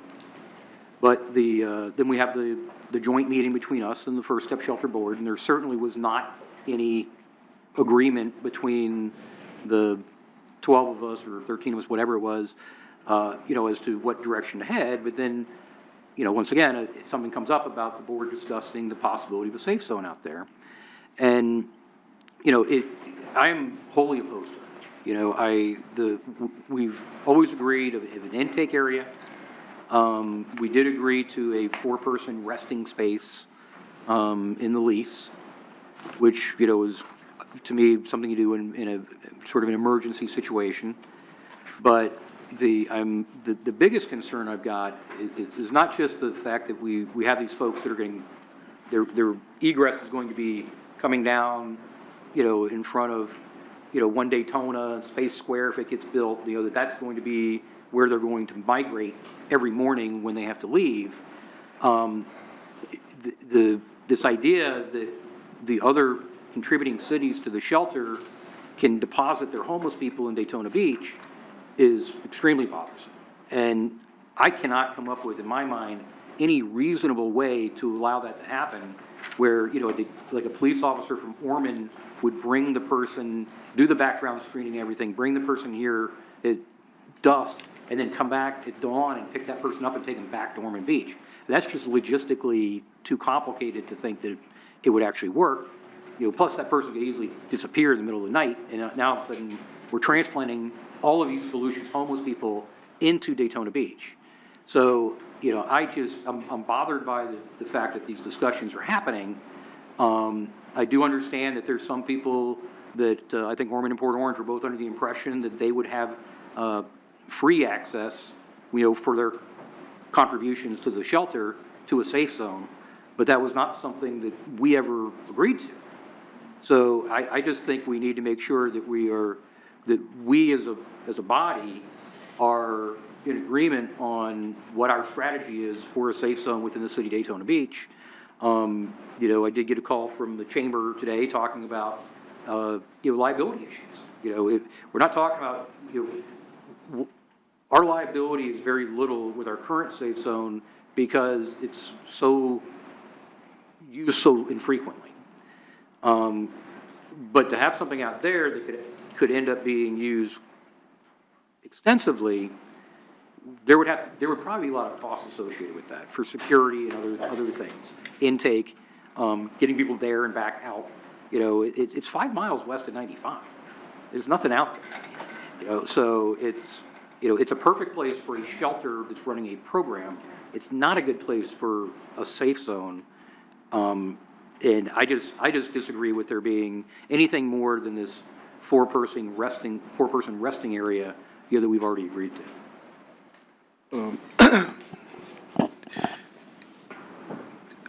I understand your fear and the fear of folks who think that it would become something different than what we have. And I assure you, first thing is, they were told, and this was sold as a Pottinger compliant facility. And they do believe that to be Pottinger compliant means that they have to have some place that's considered a safe zone. So they do believe that. And that is a part of the consortium of municipalities who are at the table to work with us on this. That's a part of what they believe. Our manager he feels that it's Pottinger compliant. My feeling is that our attorney feels it's a little bit differently. So there's a whole lot of nuances to what Pottinger is. But the most important thing I think that should be said is that the city and the lease agreement says that the manager has veto authority. So if First Step Shelter was to create any sort of safe zone that wasn't in agreement with his opinions or his feelings, he could immediately shut it down. So there's this, in order to create a safe zone that works for the manager, we have to create something that is not desirable. And so I have painstakingly tried to create something because I know that in order for you all to be reasonably satisfied with it, it has to be something that people don't want to use. It is 5 miles off the beaten path. It is going to be created, if it is allowed, as something that people do not want to use. The objective is simply to be, on paper, compliant with what we perceive to be the rule of being Pottinger compliant.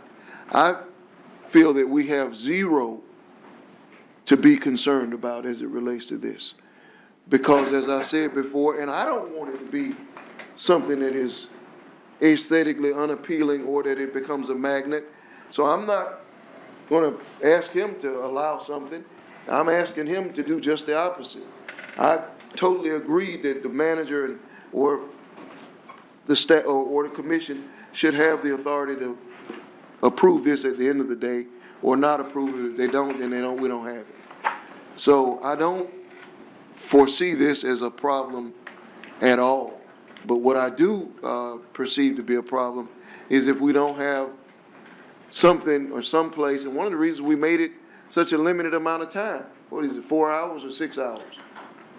That they're allowed, 6 hours. They can't be there beyond 6 hours. So if it could be conceivable that if a municipality brought it, we could say that First Step had to make sure that they took them and drove them back to the city that they came from. Because I don't want them to be able to drive their person, homeless person, to the city and then leave them and assume that they're gonna be able to stay here. But it has to be something that, we have to have something for those people who refuse the service of the shelter. But we don't want to create something where they can conveniently refuse the service because we want to make the service something that they want. But the alternative, sleeping on a slab of dirt, is not really something that we would think people would want to choose.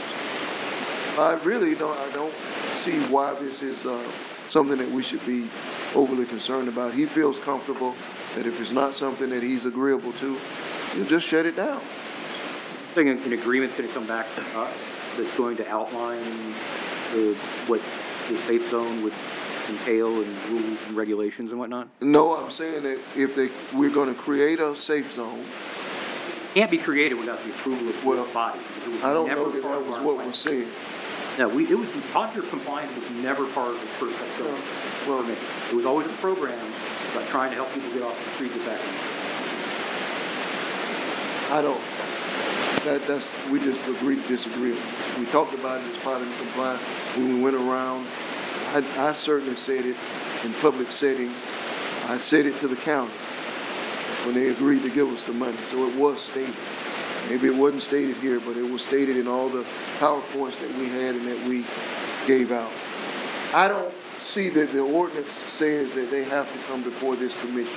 But what it does say is that the manager has authority not to have a safe zone if it's not agreeable, if it's not run in a fashion that he agrees to. So, I don't know what else you would want us to put in it. You want us to make it something that this commission agrees to? That wasn't what he asked for. We gave him what he asked for in the agreement. Yes, sir. We're talking about, there's really, I guess, like 3 categories of things. There's, or maybe just 2.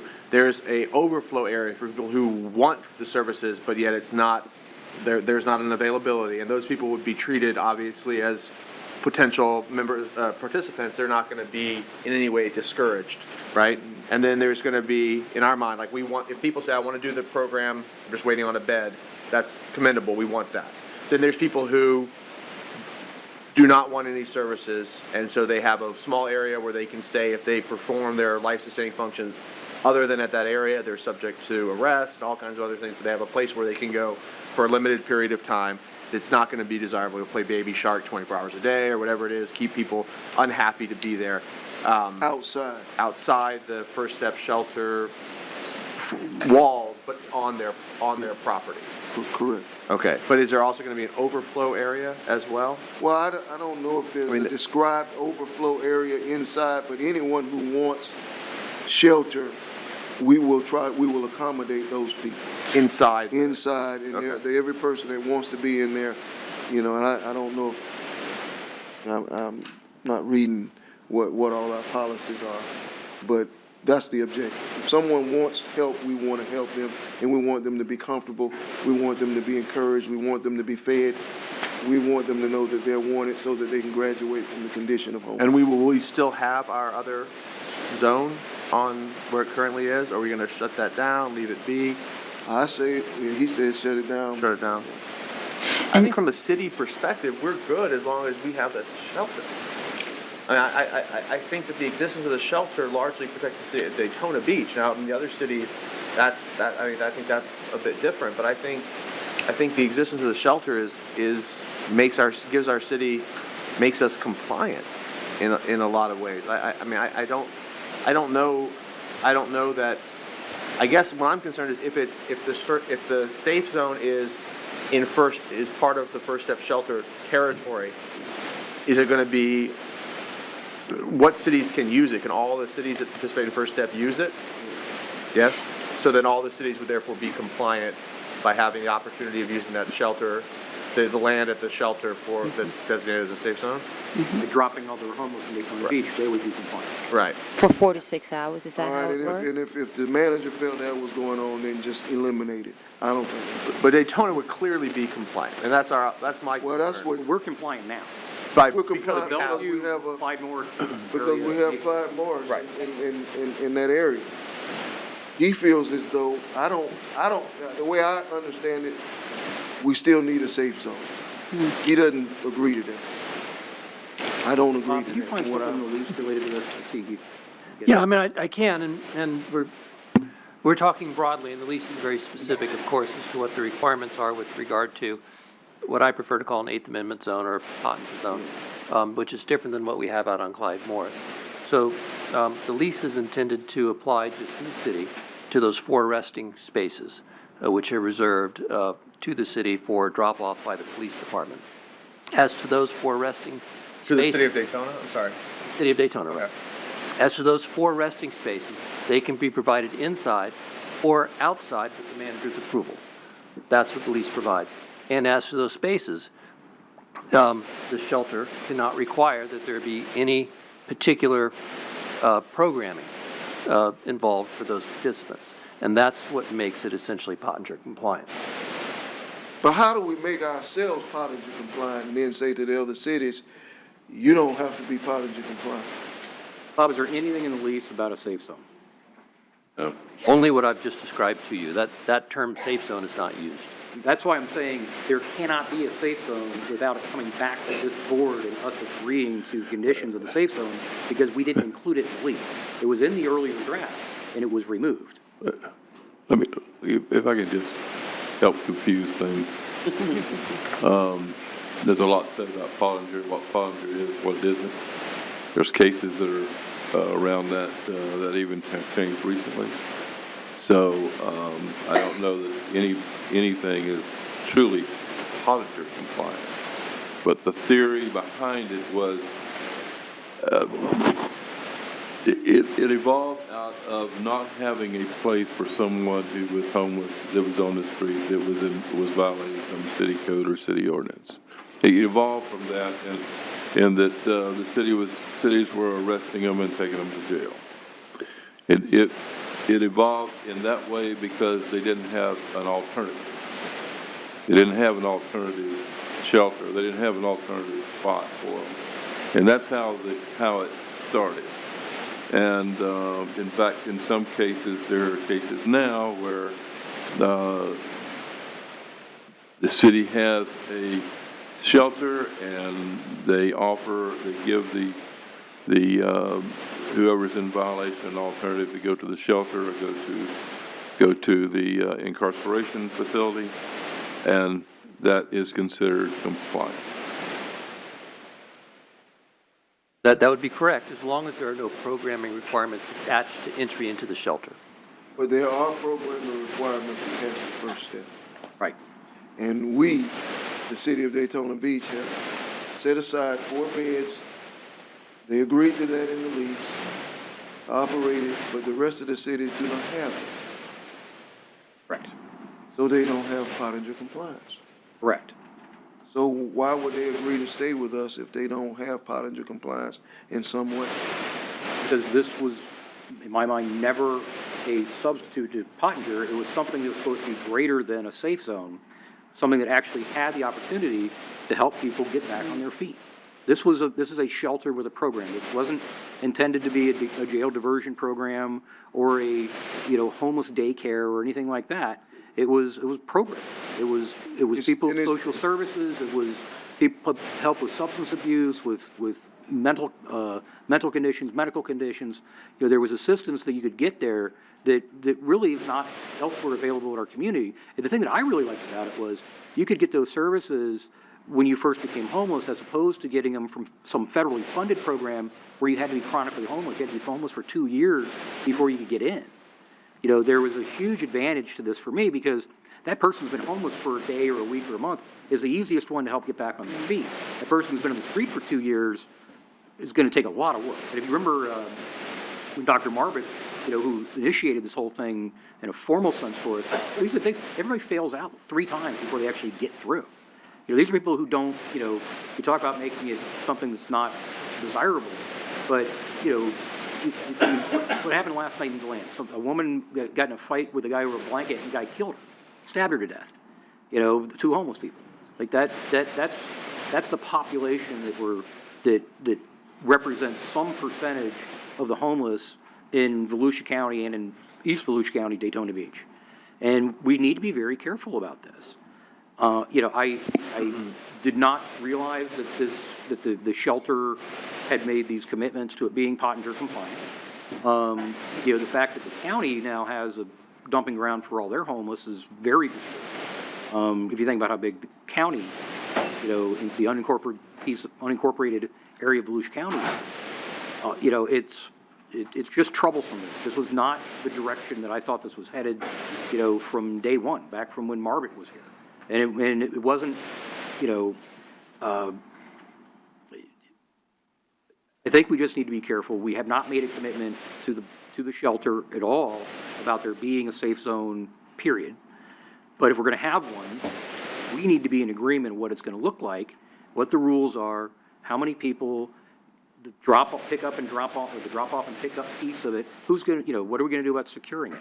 It's going to be god awful expensive. So I'm going to expect that this is a charge on top of what they're already putting into the shelter, and they're going to pay for the policing that needs to happen, around this caged area that might be created out in the woods someplace. My recommendation is you gotta wait and let this thing start to operate to see what kind of problem you end up with, because I don't think the issue's gonna be about somebody who all of a sudden he doesn't have a place to live. He's gonna go out to the shelter and look for a shelter a day or so, till he can get get a job or move to another site. I don't think that's what we're going to find out. You're going to find that most of these are somewhere in between medically challenged and either mentally or physically, and some that are just they are continued violating the laws of access to public property in manners that are illegal. So I think that's what you're going to deal with more than anything else. And the people that commit crimes are going on a different path. It's the people that are sleeping someplace that, for example, are the ones that would probably prefer a safe zone over a program within the shelter. It can only stay in the safe zone 6 hours. I have we haven't seen any of those rules. We don't know. Well, it's a rule. It's just a rule. Well, it's there, and that's what we've agreed to. So we gave the authority to the manager to. I think that this board should allow the First Step Shelter Board to create a safe zone. If it turns out you don't like it, just shut it down. It's not that difficult, but give them some autonomy to run the place. I mean, I just don't agree, and I hope you guys will give them the opportunity to create something that we can all be proud of. Yes. Are the 4 spaces that you alluded to as resting places, is that the safe zone? No. Okay. That's for the city. The cities of Daytona Beach gets that. And that makes us Pottinger compliant. Do the other cities get the same number? Mm-mm. So They get none. They don't get that. So we're designated 4 spaces, and they can stay inside or out. Okay. Yeah. Well, I don't see why if it doesn't work out, that we can just open back up our safe zone that they're not using. It's always an option. Bellevue. Well, it's going to work out for us, for the city of Daytona Beach. Question is, will it work out for the other cities just to be Pottinger compliant? This is not going to be a place where people want to be. It's not going to be a place where people want to be. And so I would hope that we would allow them to bring something forward and make it happen. So I don't know what we need to do to do that, since I wasn't of the impression that we had to come back, but I guess we do. But this was just a discussion. No, that we had to come back, that the first step was not of the impression that in order to create a safe zone outside of what they're running, that they had to come back before the commission. That's in the lease? It's not in the lease. The lease doesn't say that they can operate a safe zone. It does not say that they cannot operate a safe zone. Doesn't say they can't operate a strip club either, but we're not going to allow that. Okay, Commissioner. Okay. So do we need to get approval? Because I just assume get approval tonight or not have approval. So So I'd like they to can see operate. I'd like to see the board give us some sort of proposal on what it is they want to do and where and Well- what, the rules and the regulations and whatnot. They, You know? they agree. Drop off and pick up is a big deal. And them providing police officers for security, that's a big deal. Police officers. Or some kind of, Well, there will be security, but they will not be police. them providing the security, we can't keep writing all the checks. I mean, we've done that to the nth degree on this project, and, now we're talking about adding another service out there, and then, oh, yeah, we'll pay for it. We can't keep doing that. Is that what would happen, that if we had the safe zone, we would be footing the bill for that, the city, or is that still under the First Step Shelter's funding? First Step That's Shelter. your budget there, okay? That's not defined because we don't have an agreement for a safe zone. It's defined because it's within the corridors of First Step. It's within their premises. They have to run whatever goes on at First Step. So it is defined. Haven't seen any agreement to that effect. I say let the safe zone board run the shelter. I mean, that was the whole purpose of that. We don't need to try to do everything. That's why we appointed those people. That's why each city recognized the need and made an appointment from their cities. Now, unless the document says otherwise. What would it take for us to sit back and evaluate if the city manager has the ability to say, okay, and this ends now, is there a time frame, 30 days, 60, 90, so we can take a look at what actually happens? Do we have that? It's written down somewhere? It's just whenever we decide that, okay, we've had enough. For something, if there's, obviously, if there's some, creation of a safe zone outside, in an outside area, we would, monitor it. We would, You say you mean just keep track of we would numbers monitor it and the effect of it? and see what its impact is. Okay. And, based on that, report back to the commission, and if it's a issue, if we thought it was an issue that was, bad enough, we would stop it right there at that point, but still report back to the commission. Okay. And that's the agreement that they agreed to, basically. And I would prefer that rather than a timeline anyway, because if we have to view them for 30 days and it's the 10th day, we've got 20 more days of an issue. So I'd prefer for you to have the discretion to handle it immediately. But that's not written down anywhere. That's just statements that were made at a meeting. Is that written down somewhere? Is that? Is that? It doesn't say anything about the shelter, the safe zone, or the Eighth Amendment zone. The only reference, was what you and we that discussed. term is not used. The only reference to what I'll call an Eighth Amendment zone or Pottinger compliance, would be with regard to the 4 resting spaces, that they have no programming requirements and they be drop off by the police department, presumably in lieu of an arrest for a life-sustaining violation of our ordinances, such as sleeping in the park. So that was the intent of the 4 resting spaces, which would be Pottinger compliant. Now, I should say, and I think this is the question you were getting at, Mayor, the shelter board has been granted authority to run the programming at the shelter in the lease. So they have a defined use, if you will, and that's to operate a homeless shelter and to provide programming. So they have that discretion. I thought I was of the opinion that we allowed them with the manager, so those 4 spaces are what the manager controls. Correct. Whether that be Whether they inside be or inside outside. or outside. That is correct. Okay. So, since he controls whether they're inside or outside for our people, then I guess what I'm asking is that we allow the First Step Shelter Board to have it inside or outside for their people with his approval. And if it doesn't work to his approval, then he shuts it down. Now, the manager would certainly have certain authority as provided in lease for any improvements that are done. So, for instance, if a physical improvement was done to construct a safe zone, we'll call it, then the manager, depending on the cost of that, would have authority to approve or disapprove of that improvement to the facility. And they would have to make improvements beyond what's there now, beyond what we're going to. So there is nothing provided in the current construction plan for a safe zone. Okay, they're not looking to make improvements because they don't want outside to be somewhere where people want to be. So what is our decision? Because my feeling is allow them to create something and see how it works. We'll write it up. They're not trying to open up on day one, I don't think, with this operating. The first objective is to get operating.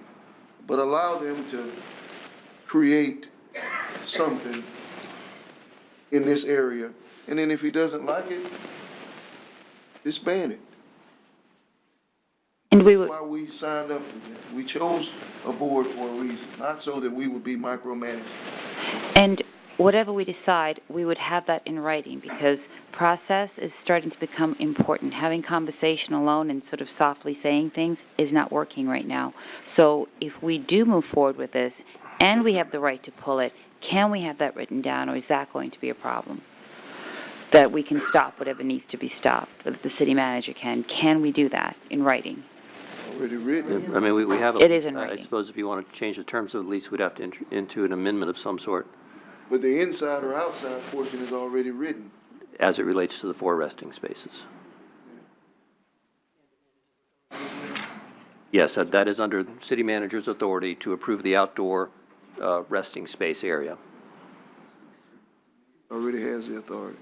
So if they expand that, then, okay. You have the authority to expand it beyond 4? No, this is only, manager's authority only relates to the 4 resting spaces for the city's police department drop-off. Mayor, why can't we have the Catholic Charities or the board or whomever, the executive director, put together a plan on what this safe zone would accomplish and where it would be located? I mean, it would have to be on premises to be part of an improvement that could be paid for out of the money that, that they've got in the bank. Why can't this be documented in some? They're in the process of creating a plan, so I don't have a problem with documenting it because we don't have a final plan that the board has approved. So what they plan and what they approve, the board, I don't have a problem with bringing it back before the commission. And then I would hope that you all will give it a chance to see if it worked. If it doesn't, then he can shut it down. So what they bring back before us, I totally believe we should be able to hear it. Well, the fact that the First Step Shelter is going to pay for everything is Pay for what? pays for anything related to the safe zone, the security, the That's all improvement. them. That's important to me, but that's something I didn't know before. But that's all gonna happen. They have to. Yeah. And that's one of the reasons why it's sparse and Spartan and something to be undesirable. We don't have money to spend on a safe zone. And But that's my feeling. We don't have money to pay for a safe zone for other municipalities. So if they want a safe zone on this property, it needs to be just something that people don't want. But like I said, that's something that's important to me, but that's something I didn't know until tonight. Yeah. And believe me, I'm not trying to give them a free couch in Daytona Beach for their homeless. You know, I'm not in the easiest position working with you all and then working with them because we're not the doormat for their homeless, and I tell them that.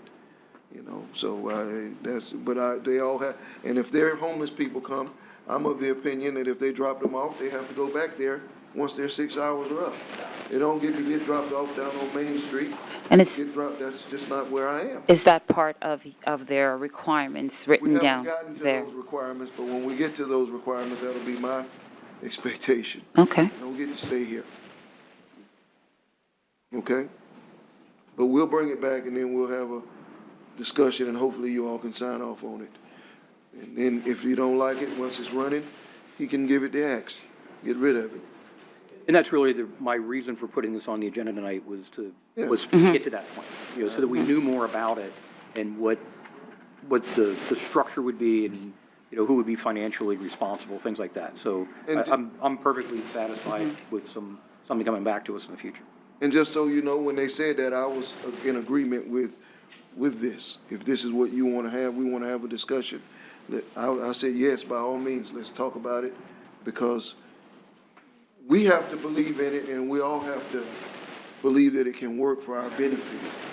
We can't just be for Ormond Beach's benefit or Port Orange's benefit. It has to be for everybody. But it's a tough, tenuous situation to keep all of these entities moving in the same direction. not an easy job. You Okay. got your hands full. Yeah, I know. I don't know what I signed up for. Do we have any other questions on this? Okay, we'll bring it back and talk about it whenever they get done with it. All right, we started tonight, I believe, was it with Commissioner Gilliland? No. Reed? Really? Oh, that was the first one. Commissioner Reed? Yes, sir. Well, as you all know, last week we experienced a lot of torrential downpour, particularly in one day, where I'm told the city was flooded. Of course, you know, Midtown was no different. It had its usual share. I took videos and pictures that I sent to you all via email of Jean Street, Caroline, and South Street, so that you could see what I saw. And of course, I got comments back that some of that was happening elsewhere as well. And I'm told, just for the citizens' point, that we did lower Butts Pond. And when I drove in that area, it was not flooded. We did lower the pond. However, the vegetation in Nova Road Canal is what caused the flooding. And I think the citizens need to know that Nova Road is a state street. Its number is 5A. And I'm asking the attorney to draw up a resolution, or, yeah, that's what I'm supposed to do, right? A resolution, to ask the state that they would provide adequate and routine cleaning of the vegetation of Nova Road. Because if we don't keep it up, then we're going to continue to have what we're having. And we've done the what are the backflows that we've paid for to put in there to help. And but they need to do their part. We're not prepared to pay their price for a canal that's theirs. So I'm asking him to bring something back to us that we submit to the state, asking them to maintain their canal so that we don't experience what we experienced this past week. It was like a river, if you watch the videos that I sent. I don't know if you have any comments or questions regarding that, but that's what I'm asking for. I think that's reasonable. Also, when we go before our delegation, is there some support that we can get from folks who are supporting us in Tallahassee to support this? Let me throw another piece in here. So through the Transportation Planning Organization, we meet once a month, and we have FDOT representation there every meeting. South Daytona actually brought up in the summertime that FDOT had hired a contractor to do a lot of tree trimming in the Nova Canal, and they had just cut everything and left it laying in the canal. So they actually had spent a lot of time going through and cleaning the bulk of that out. I don't know what this clog was that Susan emailed us about at the back end of your questions. But it was something that was, we bring it up every year, Jim. I always have our guys reach out to the county about the canals that come out of the northwest part of the town and go down into Port Orange, to make sure that they're cleared out as well. But that is, certainly we can do a resolution, but it was discussed at every meeting. And there was feedback coming from, Vicki Weiss and other people who's our FDOT liaison of the work that was ongoing, and photographs of people, with, the big claw thing pulling the tree trunks and whatnot out of the canal. So it sounds, I don't know if they just didn't do a good job or if this was some other blockage, but it isn't like we were asleep at the wheel on this thing. It was discussed at every meeting for 3 or 4 months, to make sure that the maintenance work that they had done wasn't going to create the problem that clearly we saw last week. Yeah. Because when I went down Bellevue, I'm telling you, what they had taken out of the canal at that time was larger than my truck. It was taller than my truck. And I was like, what can we do? And the men said nothing. Continue to pull it out. And they'd gone from this small little crawler thing to this big backhoe looking thing. And they were beating it to try to break it up and pulling it out. So I just want the citizens to know that we are conscientious of that, that we are continuing to do something about that, and that we're going to hold the state accountable. Can the whole point. Can we add to that as well? Can we add to that on ISB, West ISB between Ridgewood, I want to say, and the bridge? We had flooding there also, and it was coming right up to the front door of some of the businesses on the site on the ISB corridor. And they've been flooded a number of times, and we met with them, and they panic every time it rains. And I sat in one office and watched the water coming up to someone's door. So if we could add that area also, that would be great. That one's ours, isn't it? That's, yeah. No, that's theirs. That's a drainage. It's theirs, it's their drainage off ISB, where, however they're getting it to the river, it's not getting there in a very fashion. They probably got a blockage somewhere. Now, we've TV'd it, some of it, to find it, but, I don't think we've found exactly what the problem is at this point. Okay. I'll be glad to draft a resolution as to those two locations.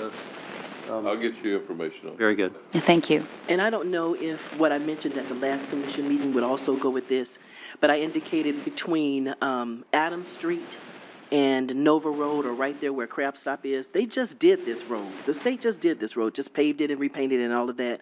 But there is, I mean, just from regular rain, one of my neighbors stopped and asked me, could we do something about that? It just builds up like there's no drainage on the south side of ISB across from the little. Crab Stop, they're talking about? Yeah, it's just beyond Crab Stop where the tire places are. Yeah, where the European Adams and Keach. place is. Mm-hmm. I mean, it sprays when cars are going through, and cars have almost had accidents dodging the water to get into the other lane.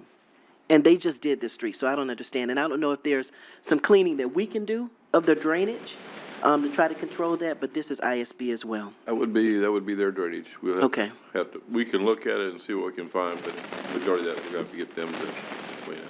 Okay. My second item tonight is about the Historic Avenue, Historic Second Avenue. Mr. Mayor, you've been very influential in this, with a tribute to Dr. Mary McLeod Bethune, the citizens that came before you for the murals and what have you. You know, one of the easiest way to spruce up a house is to paint it. Change the color, get some new paint, what have you. So we have some citizens who have come together to try to, this is a citizen-driven initiative to add some art and some culture to Mary McLeod Bethune Boulevard. And I actually had an opportunity to go to their last meeting and to hear them as they vacillated over what they wanted to do. And they're possibly looking at the life of Dr. Mary McLeod Bethune on Dr. Mary McLeod Bethune Boulevard and addressing that. I know one firm has already agreed that they would be responsible for one of the walls. They're looking at how many walls can they actually do. And I wanted to recognize Kim Moten and her mother, Mrs. Fifi, who's gone. No, she's asleep. And then we've got Karen Eager. Those two are driving this force, and I know the mayor, they indicated that you told them to get some citizens together, that you have blessed this, and I think Commissioner May, you gave them a connection on Main Street to contact with this. I'm excited about helping them with this initiative. We also at that meeting had a representative from Bethune-Cookman University that talked about what they want to do with Richard V. Moore Center. And we talked about, Mary did so much that each building could reflect something different in her life. How she helped different, entities along the way, like with the Tuskegee Airmen and what have you. In fact, Fifi's had already commissioned a rendering for something that they'd like on their wall, and I'd like to show that to you tonight. Can you pull that up, please? Isn't that beautiful? This is only a part of their wall on the east side of their wall. And here they have Dr. Joyner, who helped Dr. Mary McLeod Bethune, help beauticians and barbers establish their businesses. And so this is something that they have commissioned, but it's only a part of their wall. They're going to do some more. But they shared this with us, that this is something that they would consider. And so this, as you can see, is an aged Mary. But we were talking to the others about you can have a youthful Mary. You can have a Mary that was a missionary. You can have a Mary that was representing the presidents. There's so much. She belonged to a Greek organization. You can have the Greek organizations. Just the different things about Mary and her life are what we're looking at doing. And I wanted to share that with you tonight on how they're moving forward with just trying to come up with some ideas on what they could do, as well as generating some funding. The new law firm of Grimes and Mott has agreed that they would do a legal wall, that they would finance a wall in regards to the legal careers of individuals that Mary has helped along the way. So I just wanted to bring that to your attention. Can we talk about She's on that topic, I want to also bring to your attention that I think that we need to figure a way as a body to support these businesses with this initiative. And so we might be able to figure to do a match or something to support, so that you're not going to be able to do it all, but we got to be able to help. Because this, I believe, has a way of, it's a way to revitalize the area using arts but it's also a way to create a destination. Exactly. People to give them a reason to come down there about something that really, someone who really belongs to us. And what you all may not know is that at the end, I'm also on the MMB Statutory Hall Finance Committee. But at the end of MMB, right now we're in discussion about creating and putting on that end of the park a replica statue of the statue that will go in Statuary Hall. Oh, we know. I asked Brown and Brown when they were here.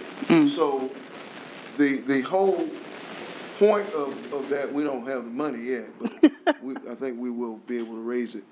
The whole point of that, though, is that whole park obviously will be named, it will be to pay homage to Dr. Bethune as a part of the park. But I say that to say that imagine creating a trail from Beach Street all the way down MMB starting with that statue, which my hope is that it will have, be able to play audio and recordings of her life and things that she said and have her voice. Yes. Okay, and you're able to walk down the history of Daytona Beach and to see these buildings with the things that Paul has mentioned, including, say, a mural, somebody does one on Jackie Robinson and how she was able to help him. The whole history, it will tell not only a large part of the history of our nation, but also the history of our city and the many things that she was able to do in this city. So I think that we have to, Mr. Manager, figure a way that we can designate some funds to help these businesses, because creating these murals they're expensive. But the business, one, has to be in good standing.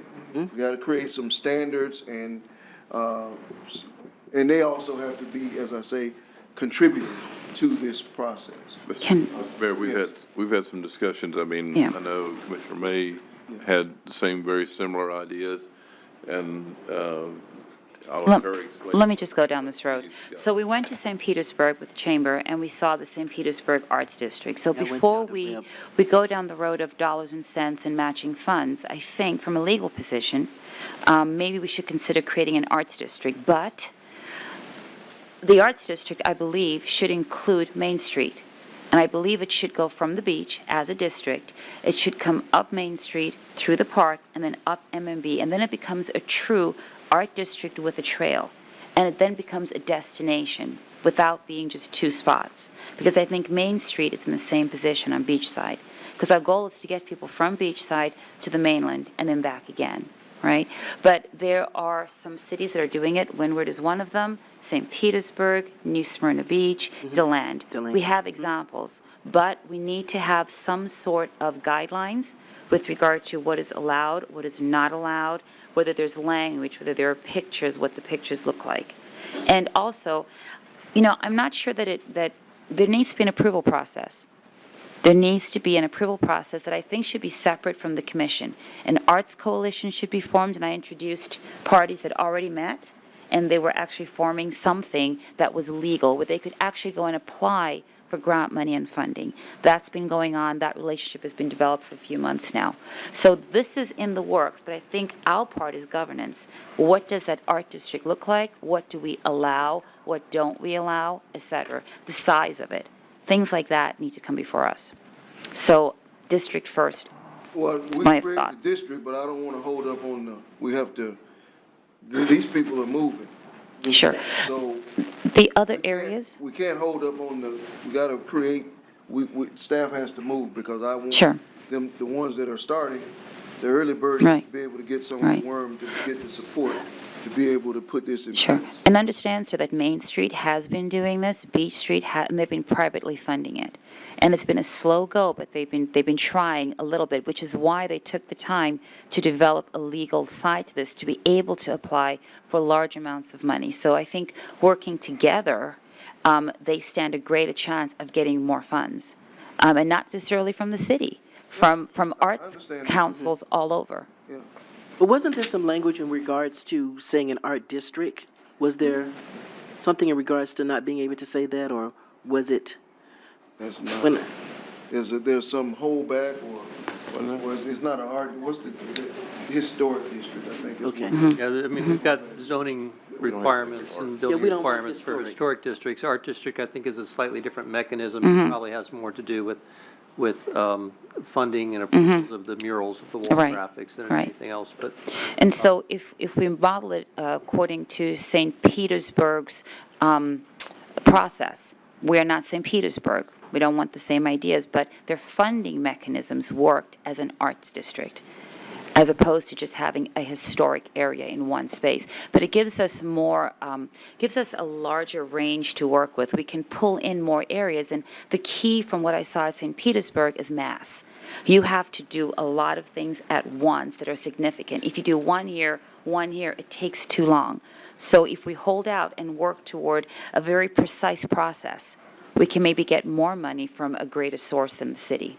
What has Main Street done? You said they've been doing this for a number of years. And No, I didn't say years. What I said is that they started their process, and what they did was a gentleman named Frank Molnar went ahead and put together, I want to say, a nonprofit that could actually manage it a little bit. And they met. Yeah, she They spoke met. with him. Exactly. Frank has wanted to do this on Main Street for a long time. I don't know, has the Main Street business community bought into this? I feel that, you know, I haven't heard a whole lot from him. I know Frank has been, you know, when we went Frank was down more there into 2 the years back. Miami model that Yeah. had. The Wynwood. Had Mhm. $100 Yeah. million of Yeah. public funds dumped Yeah. into it, Which I think it's don't- the same model they're trying to incorporate here as well. So there's a lot of similarities there in terms of what their It was vision for part the of the area. Wynwood County's beachside redevelopment. Sure. Board, that was one of the recommendations that came out, and it was Frank's. You know, but it was, you know, the creation of an arts district was something that might inspire. But I mean, if there's more than one area wanting to do this, why not create Yeah. the governance of it and say, look, this is what it is, and we all follow the same rules, and then we have at it. And then we're out of it because the rules are in place. Well, does it all have to be one district though? No, it doesn't.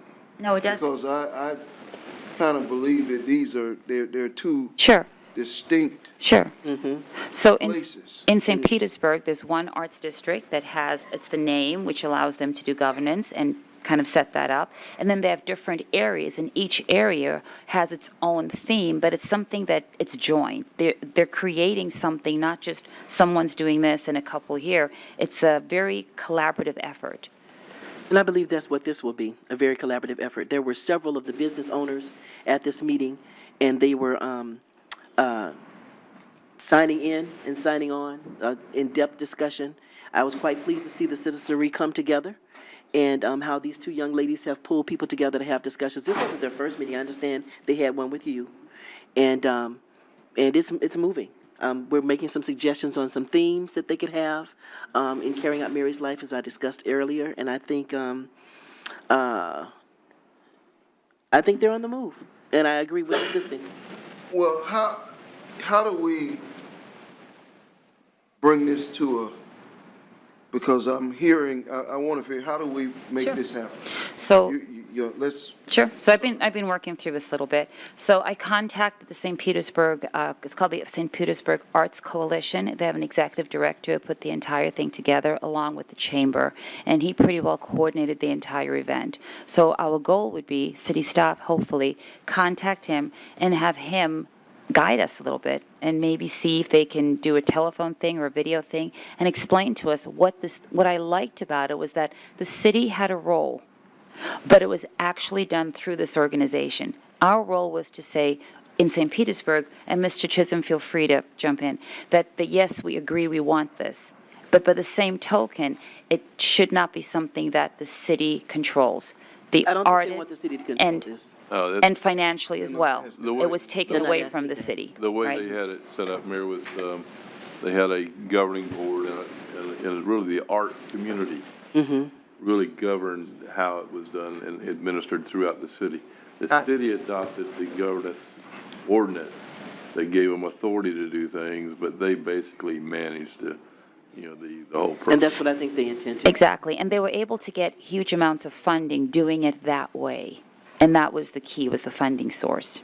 If we were to join both initiatives, I'm sorry, Commissioner Delgado, I would think that these individuals who've already established themselves and whoever Main Street has already established themselves would govern their own district, but yet the funding in the overall arching Exactly, umbrella exactly. would seek funding for both. And also, I mean, even Beach Street took the time, and I asked for this, I said, could we please get some regulation as it relates to murals? Because we were getting, I was on the redevelopment board down here, and we were getting some murals that, I just looked at that and I said, I'm unsure about this. So, and I am not that type of artist. I have my own art form, right? So that became an important thing, that the guideline needs to be equal for everybody. It cannot be some areas allow murals on the front of their building and some don't. We create a process, that is what we do, and then we move on from there. But those are the kinds of details that St. Petersburg ironed out, because it did become an issue. The rules have to apply evenly. They just must. Okay. All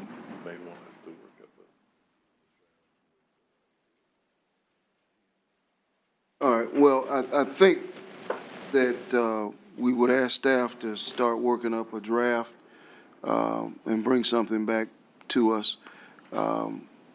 My feeling really is that both districts could work well, but we have to allow, these ladies have really they've got some ideas, and so would you want to perhaps meet with staff? Okay, I would ask that you meet with her. Absolutely. It's Kim Moden. Kim. That way they can begin to give you, because they've been studying this. And Karen. And Karen, oh, yeah, okay. Because even with the regulations we currently have for murals, with the murals that they're discussing, I already know that there needs to be a little loosening, let's say. For example, one of the governing rules is you can't have words.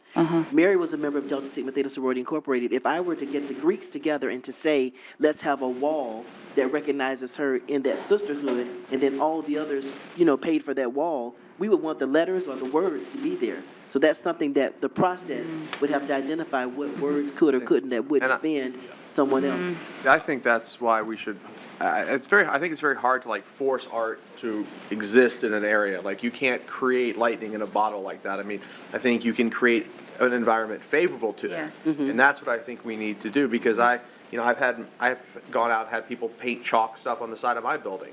I probably get, come find me if you want. Oh, but good. Tough. Oh, good. It washes off. It washes off. I mean, I think let 227 Seabreeze. I'll be out there tonight. Catch me. No, I think you have to let people have a degree of creative freedom to do awesome art like that. I think it's hard to say awesome art shall be done here in this time in this manner as approved by bureaucrats. So I think we should, if we're interested in doing that, I think we should just kind of take our hands off, have a citywide kind of, okay, here's what you can do. My policy, if it looks cool, do it. If it looks good, do it. And let the neighborhoods and let the different groups, Seabreeze, we have there's like a strip of restaurants, they've kind of done their own little decorative thing. I mean, let that vibe kind of develop into whatever that little area wants to have. I think it's really hard to come down and from on high say, like, thou shalt be creative in these things. I'm sharing with you something that they want. Oh, it's amazing. I'd say take hands off and let them do it. And that's St. Petersburg, the city, that's what they did. They said, we agree that we want this concept, and these are some broad ideas that we cannot break, right? There's some things we don't want to see as a city that does not represent us well. Exactly. And we have a lot of tourists that come here also, so we've got to keep that in mind culturally.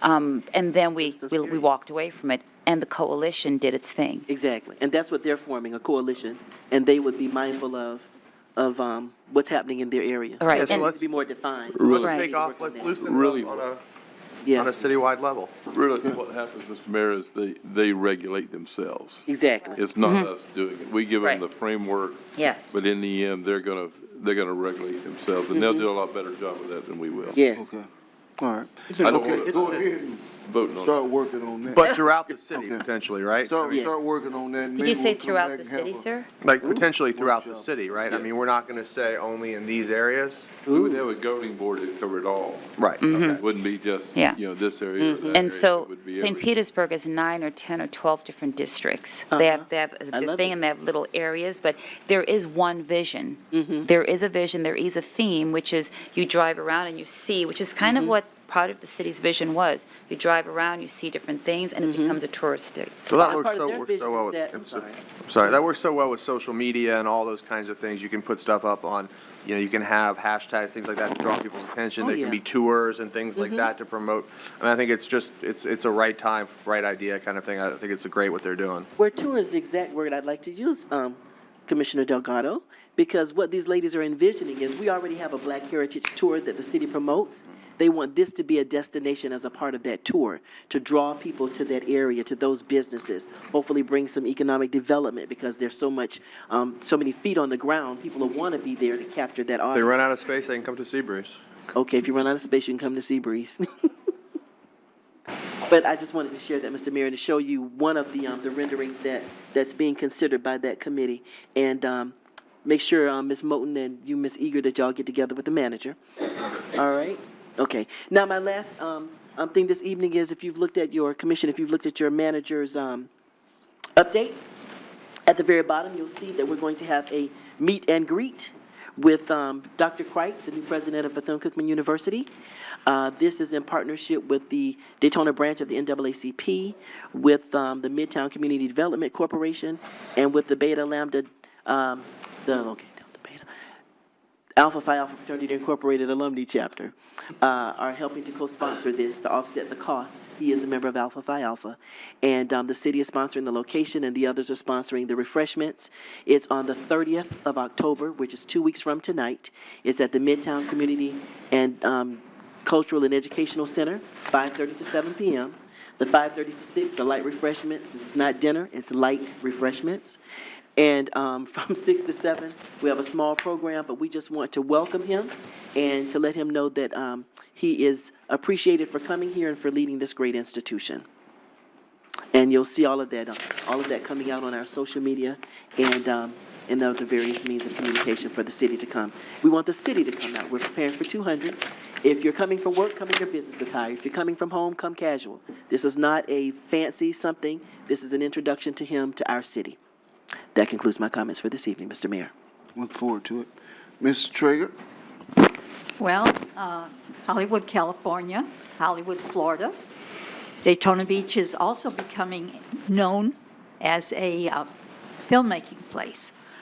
Bethune-Cookman College and their students and some other prominent people, they put together a movie called Always a Bridesmaid, and they previewed it, I guess, last week, to a very, very receptive crowd. It was like a romantic comedy, and then afterwards they took questions and answers, and hey, maybe we can have a budding film industry. I know we did Days of Thunder years ago, but now we have Always a Bridesmaid. Yeah. Don't forget Monster with Eileen Warnos. What do you say? Monster with Eileen Warnos. Oh. Also filmed in Daytona Beach. On Seabreeze. Yeah. So all goes back to Seabreeze. I don't have anything tonight. Hard to follow Paula. Uh-oh. I need like 3 speakers between me and Paula. Only 2 is not enough. Commissioner May? Okay, so with regard to the Arts District, I'm willing to share my contact base with who I've been speaking to with regard to that, number one. Second thing, to help bolster the concept of helping Second Avenue a little bit, where are we on our restaurant lounge concept? We were working on a little ordinance. Is it in planning right now? How are we working on that? The planning department is working on that revision. Okay, all righty.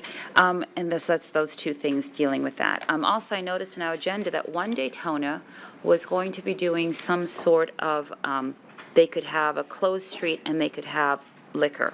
Did I read it correctly? In certain areas. That's correct. When So it could we closed. also take a look at that for the farmer's market, maybe, if we start to go down that road of making it more interesting with the DDA? Is that something we could research? Is that a possibility of that at all on a Friday night? So just to kind of keep an eye on that. we are always discussing housing. So there are two areas of housing that I'd like us to think about. Captain Lee, I went to a meeting where we did a code enforcement chat at Bethune-Cookman, and we were talking about maintenance. 48 to 53% of our issue dealt with maintenance. Am I correct, sir? Yeah. And so given that, I'd like us to start thinking about what we can do with regard to maintenance, helping our residents work on their maintenance improvement issues. And from speaking with Captain Lee, the issues are not huge. They're cleaning out the yard, getting some things removed. There are things that could truly be volunteer-based, but I don't believe it's something the city should spearhead. I think there are organizations out there who are willing to volunteer their time to help residents. The issue becomes liability. So the minute someone steps foot on your property, it's a liability issue unless it's a big enough organization. So that's something that if you have ideas or you have resources, someone to call or contact, I'd be interested in working on that. Because that would really go a long way toward helping code enforcement and a lot of seniors who are not capable of fixing the property. Does not require a contractor though, right? And then, I was having a conversation with the city manager, again, about housing. And it seems as though we've been tasked with providing housing. What if we provided, again, governance or a vehicle or a method to connect people with housing? Doesn't cost us anything. And the thought would be a rental housing consortium. And I was speaking with Mr. Chisholm. Could you explain the concept, Mr. Chisholm, please? I wish I was prepped for this.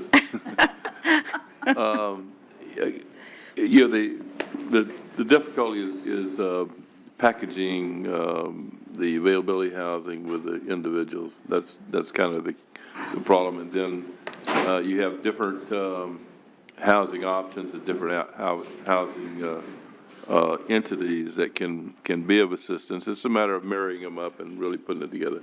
But I would rather, before I started trying to do it off the cuff, I would rather try to prepare something for you to look at. But I think it's a great idea, and it's not just about building housing. It's about getting people to housing. And it isn't always about there isn't housing there. Right. There's housing here in our city, and maybe it's not getting its full use by the way that it's being marketed or not marketed at all. And so this would be a way of putting that together. So what I find interesting is that people often say, I find I defend the city sometimes. They say, we're not doing enough. I'm like, wait a minute. There are things that we are doing. We might not discuss it openly. So I love this, that we can say, and this is what we're doing. But as it relates to housing, we work with the Housing Authority. We work with developers. And here we have people who are applying for rental licenses. So we know that the properties that we put on a website that says these, have their rental permits, they're habitable, we're providing a way for people to meet. And we can trust what the housing situation is going to be because we've checked out the properties, right? But it's a one-stop shop. And it's something that would not, I hope, cost us anything except putting it up on a site and then directing people there. So I would like for us to be able to try and pursue that. I think it's a good idea. Part of what she's really talking about, we have a waiting list for people for housing. They've got like 300, and they may have 300 vouchers, but they don't have housing identified. And part of that may be because they aren't really going outside of their own resources. They aren't looking at resources that are available in the community. And that's part of marrying that together. And you can put people, you shouldn't have 300 waiting with vouchers waiting for a place to go. There ought to be a way for us to get those into housing. But isn't it true that they have 300 waiting because they don't have 300 units available? That they know of. They don't. That they know of. Housing Authority does. But there may be Are they Right. existing in the community? They're exactly, and they're applying for rental permits. We know they exist, but the two are just not connecting. But a rental permit does not mean that you are certified by HUD. No, but they'd be able to. They'd be able to. And, I spoke to a lady today who lives in Daytona, but she has her housing HUD supplement through Ormond Beach. And I was not aware that you could take a supplement from Ormond. Take it anywhere. Take it from anywhere in the region. I wasn't aware of that. Okay. That's what it's about. Okay, sounds good. If we could research that, maybe come back with a little plan, that would be great. Thank you. Thank you. Commissioner? Let's see, Paul, I feel your pain on the flooding. There's a number of people I had that said, is there any way you can put a no wake sign up in my neighborhood, because the water when they drive through is coming up into my garage. So it was, you know, I think we have in our manager's update that there was 4 to 7 inches. I think at the golf course, they tracked it to be about 8. Up at Riviera, I think they tracked 9. So I think our estimates are probably a little low there, but it was, I don't know if you remember Tropical Storm Ophelia, but that thing, or I think it was Ophelia. It's hard to know. But it was, I mean, we got a little more rain than that, but half of the roads between Nova and the railroad tracks weren't passable. You know, I mean, there's still a lot to do, but, you know, it's just astounding to me how much better things are now than what they were. Fairway Estates in Ruth Zone, you know, the mailboxes were underwater at one point.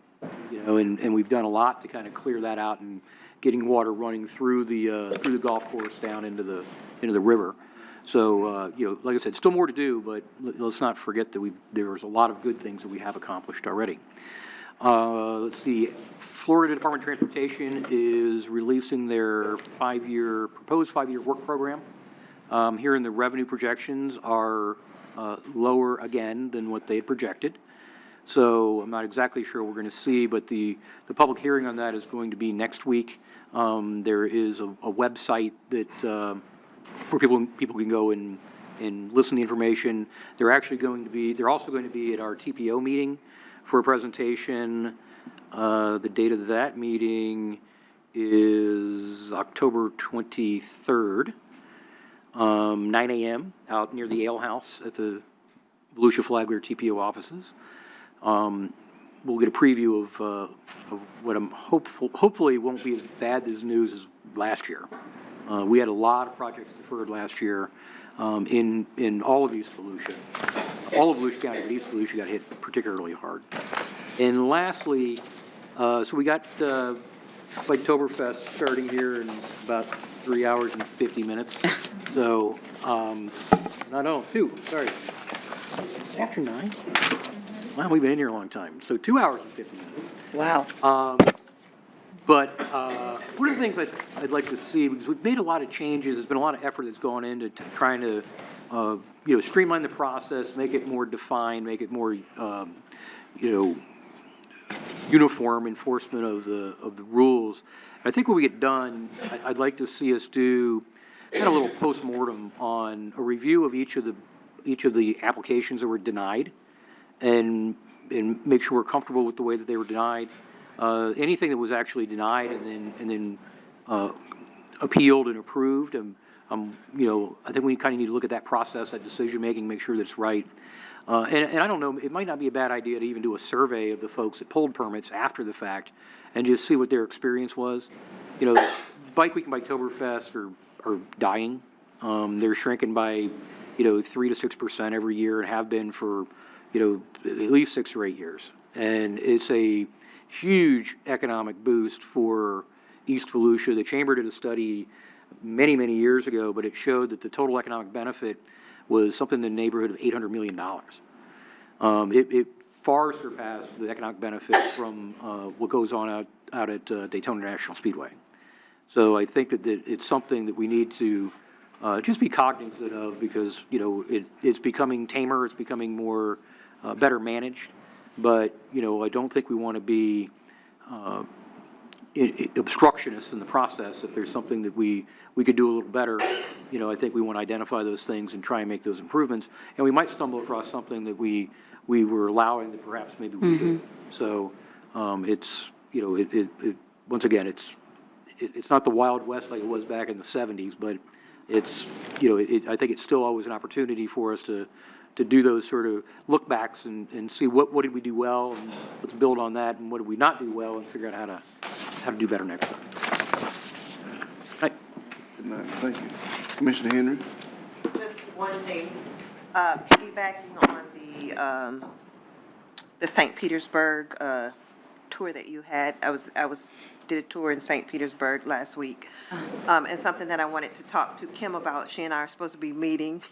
When we talk about your area, the Beach Street area, and we talk about marrying the two, something that I found really interesting with the St. Petersburg model was that they made sure that they kept the people outside and touring the areas. And they did that via the segways and the birds. I don't know if you saw those, but they're everywhere in every city, in every major city, on every major college campus. And if you're not familiar with what the birds are, they're these scooters, and you get on the scooter and you tour. You just go around and you tour. And what it does, it automatically charges your credit card, and you ride it a quarter, a minute, or I'm not really sure what the price is per minute. And they get on, and they can go from area to area very quickly and tour the city. So that's something that I would like to see, and I know that certain cities do it as a city. They have their own particular business as far as those birds.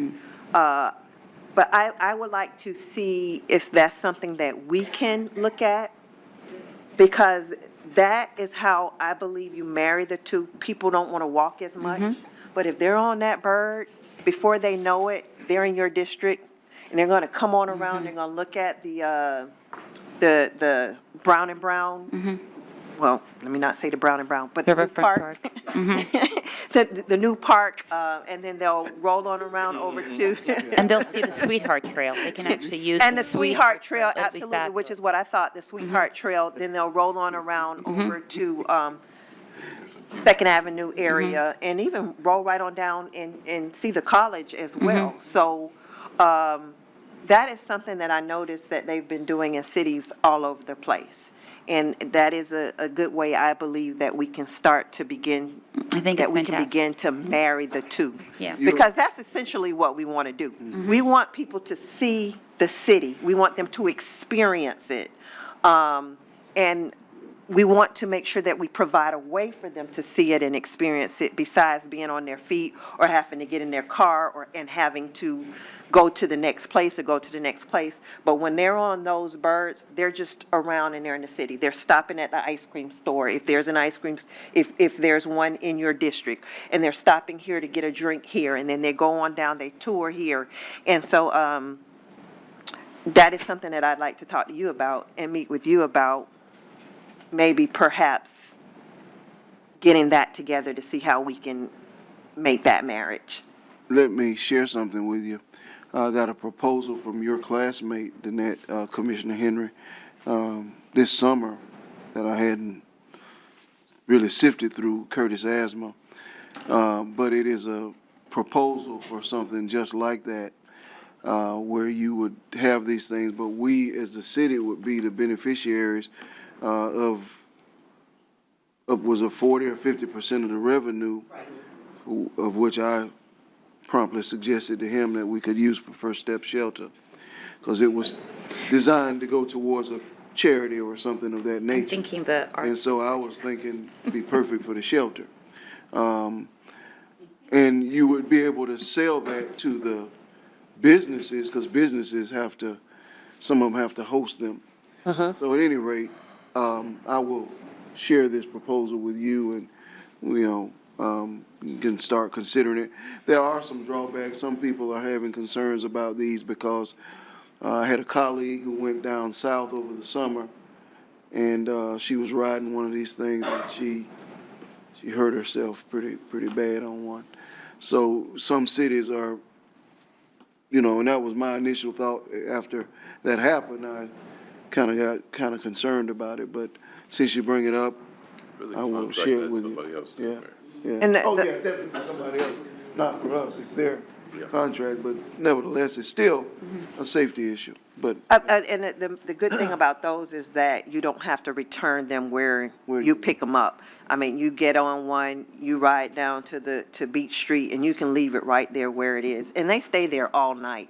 pretty Yeah, much. because they have GPSs on Because them, so you they, can't yeah, steal and them. tracking, and you can't So- steal them, and so. So they're actually, one of the things we discussed as we were doing our legislative priorities for the TPO was a state law that gave more authorities to cities to prevent these things from just completely blocking sidewalks. What you're seeing in a lot of places, and my daughter just graduated from UCF back in the spring, is, they have bicycles. And it's the same thing. You just use it, and when you're done, you leave it. But you can't get across, you can't pass the sidewalk. There's 5 or 6 bicycles just piled up in the middle. They just dump it and go in the bar, and that's it. I mean, as a. That is true. There were, I think it was Scott Stiltner, who's the Port Orange representative on the TPO, had brought up, an issue that he had run into out west, maybe Denver or something, where it was the same problem with the scooters. So we probably want to make sure we're on the front end of that, of having regulations about, if you're going to Sure. have these in the city, that there's these designated areas where they have to be left. Right. Or you're going to get fined. Right. The But see, operator can- again, our goal becomes governance. Creating the environment for these things to take place is really what we're doing here. And again, someone is doing it, right? Hop cycles. They're actually giving tours, and they're winding it around. I'm watching their success. 18 people at a time are seeing the city. So it's happening. It's happening. It's possible. Yeah. Okay, very well. Anything else, Commissioner? That's just one, that was my only issue. Okay, I wanted to simply say to you all, this has been a very good meeting, very productive meeting. I appreciate you all. Mr. Manager? Sir? This meeting is adjourned. We're going to go ahead and take our first speaker at this time. Okay. Our first speaker tonight is John Nicholson, and on deck is Marjorie Johnson. This is public comment. I want you to push it. Do you have insurance? Do you guys have insurance to go on site? Like the ones on the property? 25 minutes worth? Ready? You have insurance as part of it. We'll talk. That's what I'm into. That's what I'm looking at. Okay, we'll talk. Thank you. I appreciate it. Ladies and gentlemen, I'm going to ask you to leave as quietly as possible so we can continue with our You're public good. forum.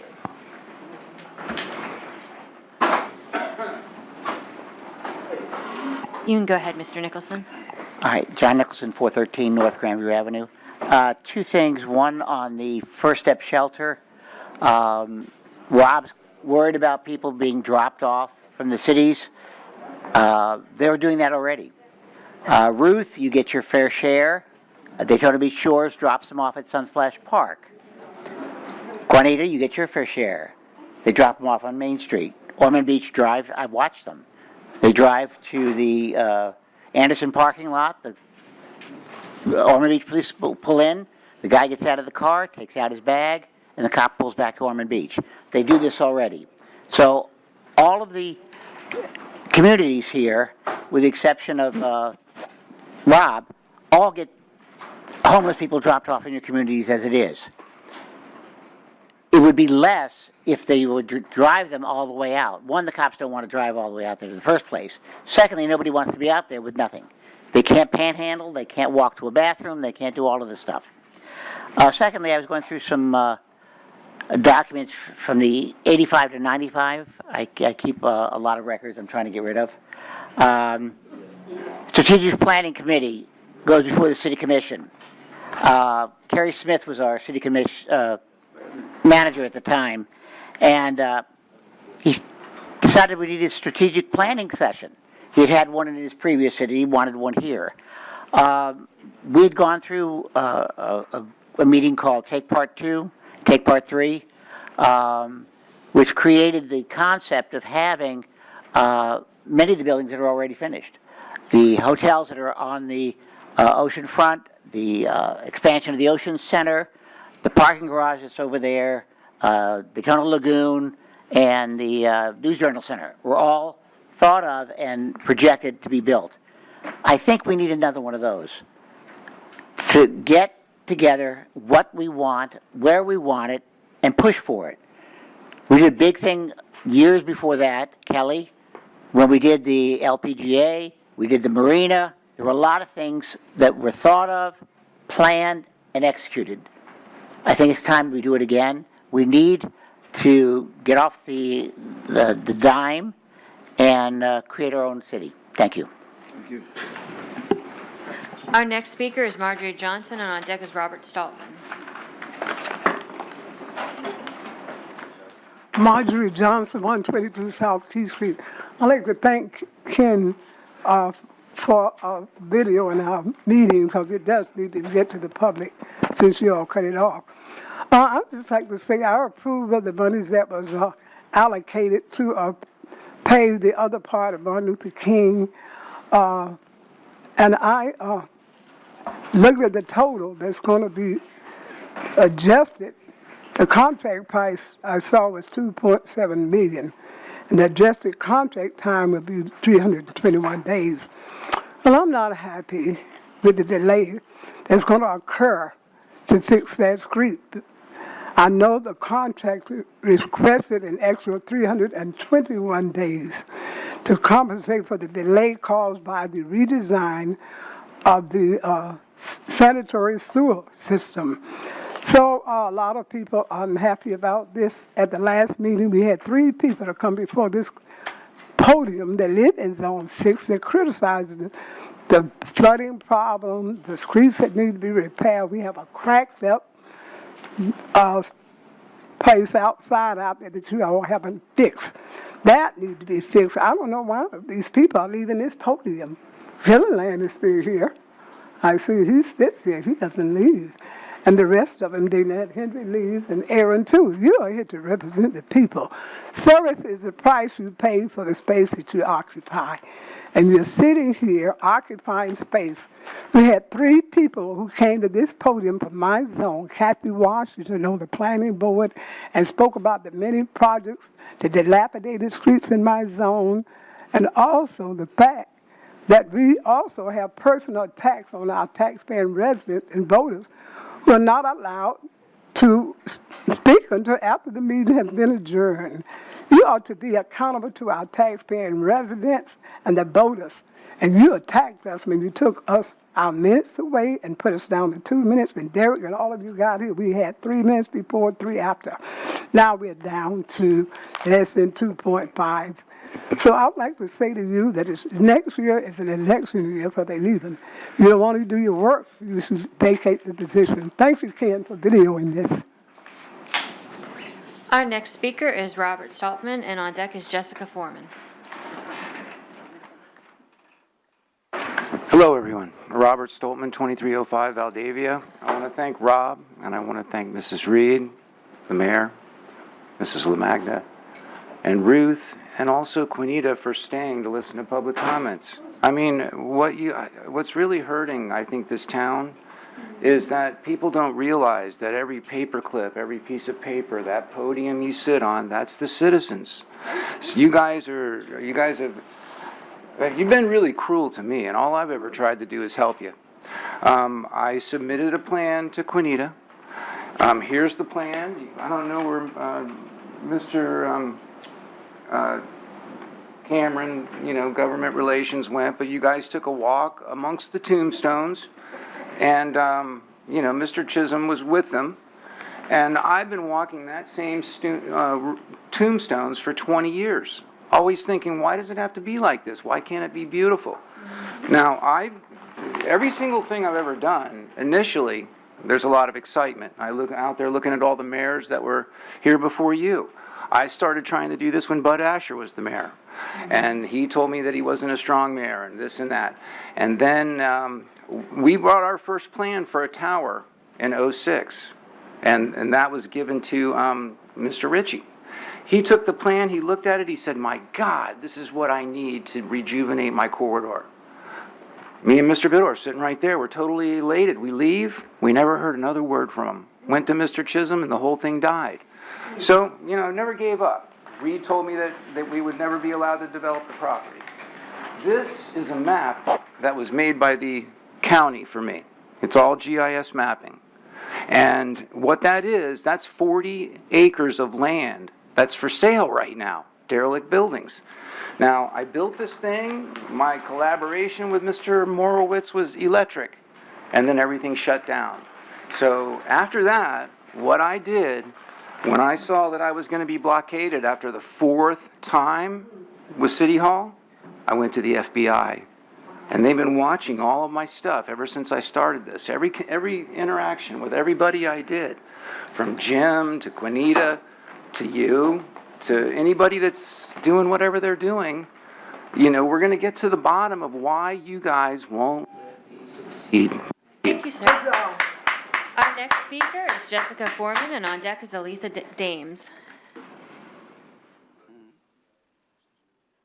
Hello, my name is Jessica Foreman. I live at 1588 Megan Bay Circle in Holly Hill, Florida. And a lot of the topics was about the art district that they're trying to make as well, and also about the murals. Around from LA, Miami, Tampa, and other destinations, they have these not only to beautify, also to beautify, because art is the eye of the beholder. So, but my thing is that I want to express, and excuse me, I'm a little nervous, but I will also, as a caterer and hopefully a future occupant of a business on 2nd Avenue, I want to know about what kind of restrictions and what limitations about restaurants and lounge. Also, piggybacking onto what this Mr. Commissioner said, yes, Bike Week to us as a vendor is a dying event. And eventually, if we don't do anything to it, it's going to phase out, just like spring break and BCR. So, as I noticed when I used to live in Orlando, the same thing, these other cities have opened up to Bike Week, from Disney to Sanford to different Ocala. And right now it's like, there's a little saying, you come to Daytona, for fun, you're going to leave out of probation, and it really is. That's what's going on. That's what's being said. So my thing is, as far as what we need to do and more people to get involved, and also as a small business, we look forward to certain events to be held as a vendor, as a caterer, and also going back to the gentleman, I don't know if he's still here, there's a lot of city buildings, kitchens and different things that are not being used. They're just sitting there. Just because the city is allowing leisure services, but there's other programs. He's right. We should have pottery. We should have art classes. I fund cooking classes at the community center to teach kids how to cook. And these are more programs that we need in our community, just to get kids more active. Not everybody's going to carry a basket. Not everybody's going to bounce a basketball or hold a football or run track. There's other talents that we really have to get kids involved. Thank you. Our next speaker is Aletha Dames, and on deck is Sandy Stoller. Hello, my name is Aletha Dames, and I'm the pastor of the Glorious Kingdom Church here in Daytona. And I'm here to speak with you tonight about a program I've partnered with the Housing Authority to do. We're doing the after-school program. Right now, we're in the North Village doing the after-school program, and next, I believe it's on the 28th, we launch the program in the PPU area. I believe it's the Palmetto, the Palmetto area. So, and I'm here tonight because I'm looking for some help with the Commissioner Board, because the Housing Authority couldn't afford it, so we took on the cost of it. And we're doing it and everything like that. We're taking care of the lunches, the food, the resources, the manpower. We're doing it. And because it's needed. Through our ministry, we also have a high school diplomacy program, and we do the food bank. So a lot of the people I see come through, the children are in single-family homes, and a lot of the mothers don't even have high school. So they need the tutoring program, they need the assistance, they need the help, they need the resources. They need someone to sit down and listen to them read and test them and keep up with on their IEPs. And, I sit down with the parents and the mothers who really don't even understand an IEP. They have an idea of what it's for, but don't really know the makeup of the IEP. So I'm coming here today because along with the Housing Authority, we're trying to do great things, and I'm just hoping that the Commission Board here, you all can help us do this. And where we provide the lunches, a lot of the kids, right now I only can help the children that are a part of the program, but many of them bring their sisters and brothers asking, can they have a little something? Because I want to make sure they get something to eat. If they go home and don't get anything, later in the evening, that they're good. Because it's hard to learn when you're hungry. It's hard to sleep good at night too, when you're hungry. And then have to get up and go to school and look for your breakfast at school and things like that. So I'm hoping I can get some assistance and some help, and however you can do it. It's covered throughout Daytona Beach. We're at the 2 locations here. We're looking to spread abroad. Whoever will bring it on, allow us to bring on this after-school program. Thank you. And let me ask you a question, ma'am. Don't go. How many kids do you have that come? Enrolled right now is 25 between the 2. Right now at North Village, we have like 9 or 10. I think we just brought on another one. We did our grand opening, what was it? The 5th. The 5th at PPU, and 13 signed up on the spot. So we'll be going there on the 28th to do that. The Housing Authority did the grand opening on the 5th. So. Have you spoken with the lady at the Housing Authority about the food program by chance? Which? Yeah, Natalie Smith. Natalie, oh yes. I was spoken with Natalie. Is it possible for you to get the hot meal program? Right now, they can't. Yeah, I'm doing everything, free of charge. Right now, they don't have the budget for it. There's a program that they would get money for, but you might want to talk with her again about it. Because I was looking for sites to be able to do it. Well, I will speak with her about it, but Natalie, I'm sure if it was possible, she would have done it. she would have done it. She would have talked to me about it. Exactly. Let me give you call me. I'd like to talk with you further and come and see your program. Okay. Or text me, or email me, and I'll come. Great, thank you. While you're here, we've spoken on the phone. Yes, Could you we did. just tell the commission what it's costing you per day? It's costing me, just for the lunch, right now at North Village, like $35 per day, just for the ones that's in the group. Now, I hate it when I have to turn away the little sisters and brothers. The group covers 3rd to 6th grade, but then they bring in their little sisters and brothers, and I tell them, well, I don't have enough for them. Sometimes when I do have a little extra, I feed them too. But that's what it's costing right now just for the food. The help I have is volunteered. The tutors are volunteered. And as far as the gas and that, we take that cost on and as well. As long So as you feed them, they're going to come. yes, Good thing. they come. Negative is one who run mentoring programs. Food is a great draw. Yeah, they come. And They come. So I would like to talk with you a little further. Now. Okay. Is Thank it 5 days a week? Yes. Yes, ma'am. Yes, sure. Thank you.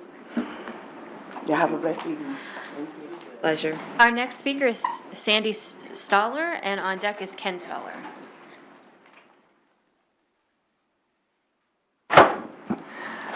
Hi, my name's Sandy Stoller. I live at 416 South Caroline Street, Daytona Beach, Florida. Yes, ma'am. Talked to you yesterday, I think it was, on the phone. Yes, you Okay. The reason I'm here is because of the flooding that you spoke about. We live there in the neighborhood. Our house was totally surrounded, totally, okay? Our backyard had water for the better part of a week. We called everybody from the city to the governor. News media was there the day after. My husband spoke to the news media. He's waiting to see how the city is going to respond to what we're going to ask. There's a field behind our house that sits on the corner of Maley and Jean Street. Just a flat, open, grassy field. It's right there beside Daytona Garden Apartments. Okay, well, our yard backs up to there, okay? Daytona Apartments is right behind us. So the problem is that field is owned by the city. Water. Okay, you've been over there, yeah, you know, all right. So water, so it fills up and it looks like a lake, okay? And it has no drainage, no drainage system, nowhere for it to go. We usually wait for the sun to dissipate all the water. Well, this time, since our whole house was surrounded and we had to put sandbags out so the water did not come into our house, we had 6 to 8 at least inches of water surrounding our house. We got in touch with maintenance workers from Public Works, okay, and asked them to pump it out. Well, they did. The pumping took 3+ days, okay, to pump the water out. And of course, as they pumped, our yard went down. The problem is the city owns it. It's been going on since the beginning of time in Daytona because we have talked to people dating 20 years back that have lived in that neighborhood.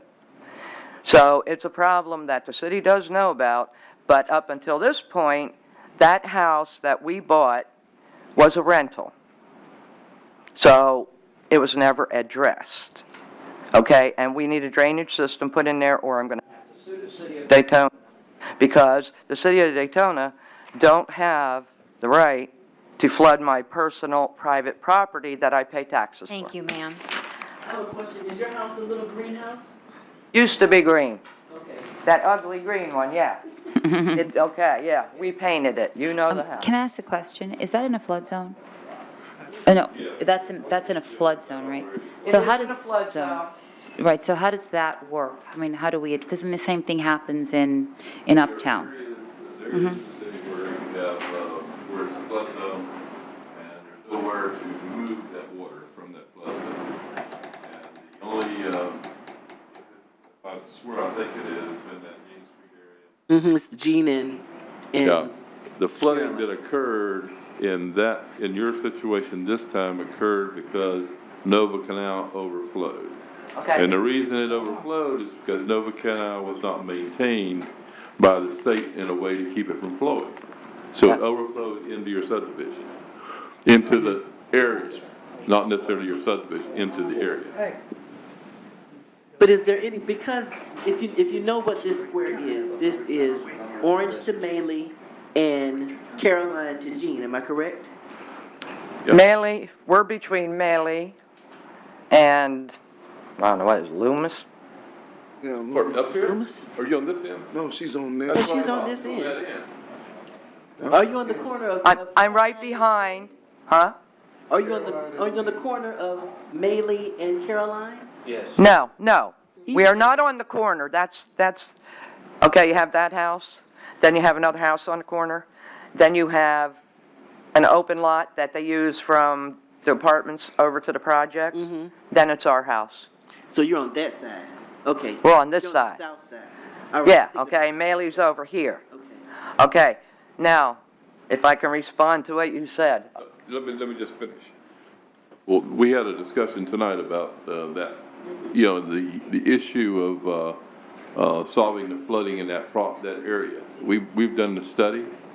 It's a study that it actually, the problem of the water, that's the lowest part of the city, and all the water's gonna accumulate in that area once it reaches a point of exiting Nova Canal.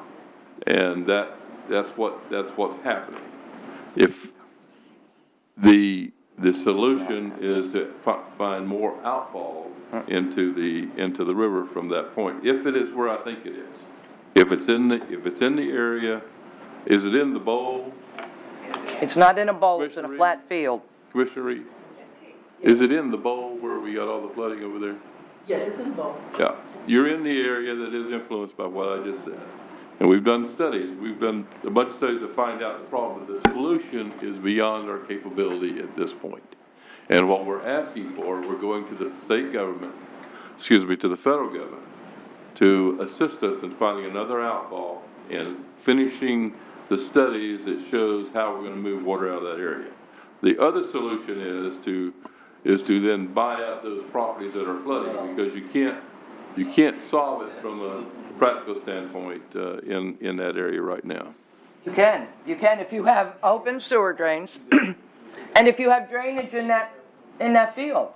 The city is leaving the water fill up there, and you have no drainage, okay? And it's city property. And the thing is, I had a guy from the state there, okay? You're talking about the canal, all right? I had the maintenance supervisor at my house the day before I talked to you, Mr. Mayor. Okay, his name is Jason Hoagland, and he's from Lewisburger, who just acquired the maintenance of the canal last January. Before that, there was another company. Okay, he came up to look at our property because I called the Department of Transportation when I found out that they're responsible for the canal. Okay, so he showed up. He was there within an hour. Took pictures of the flooding, took pictures of everything, and he said, well, where does the city drain that field off to? I said, they don't. There is no drainage. I have pictures on my phone. I went over there. The water was trickling out.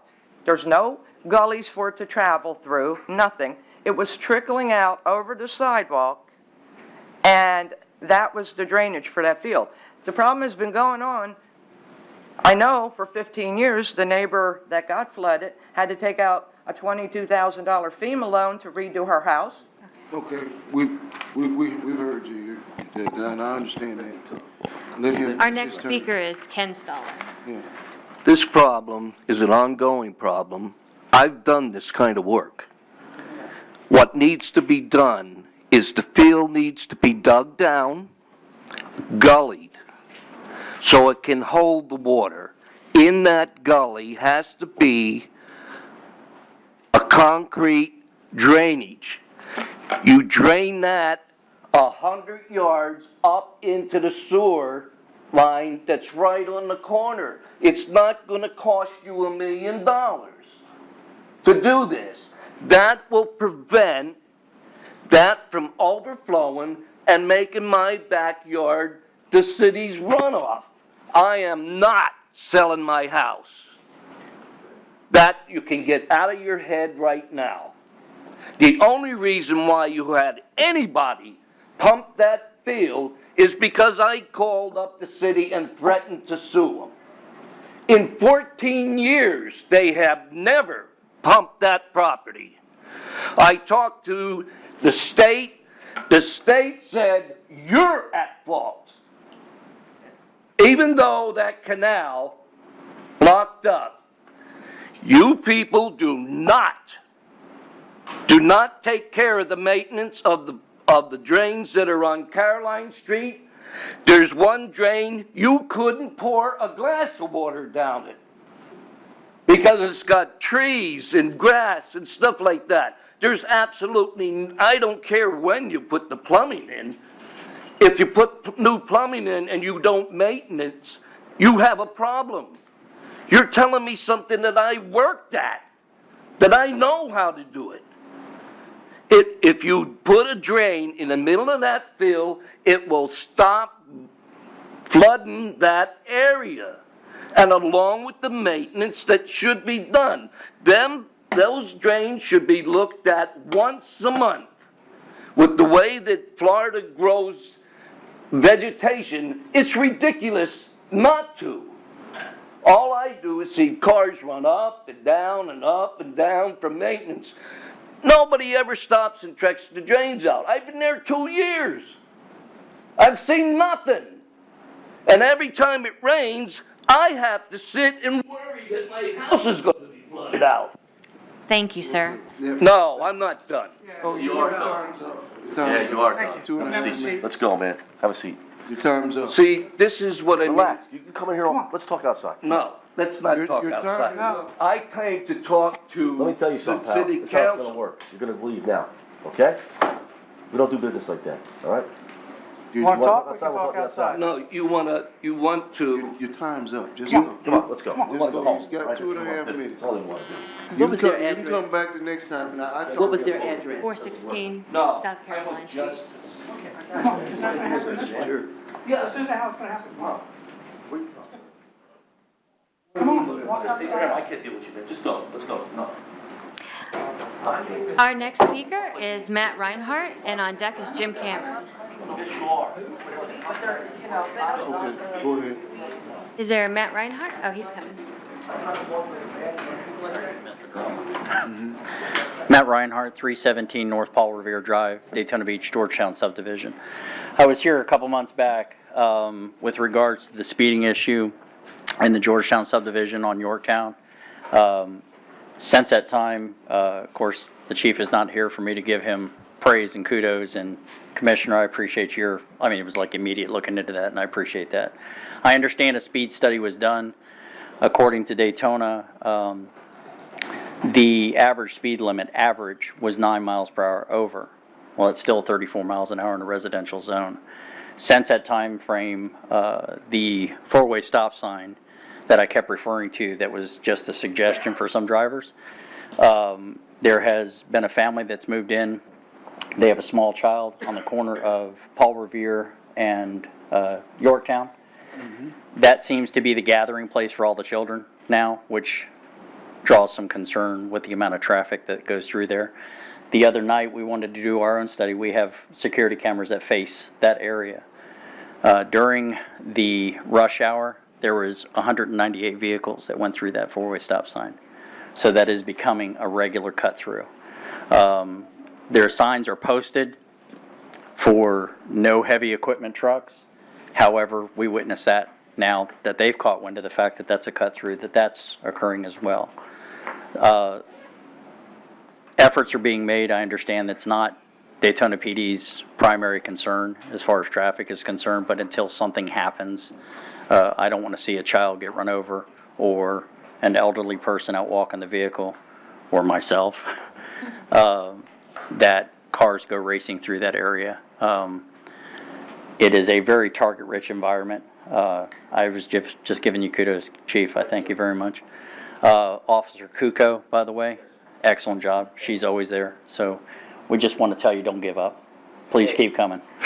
Please keep coming. So that I also, I had some other issues, but I'll leave that alone. It was the drainage issue. We have the same issue over there. I know you know. So, but that was my biggest concern.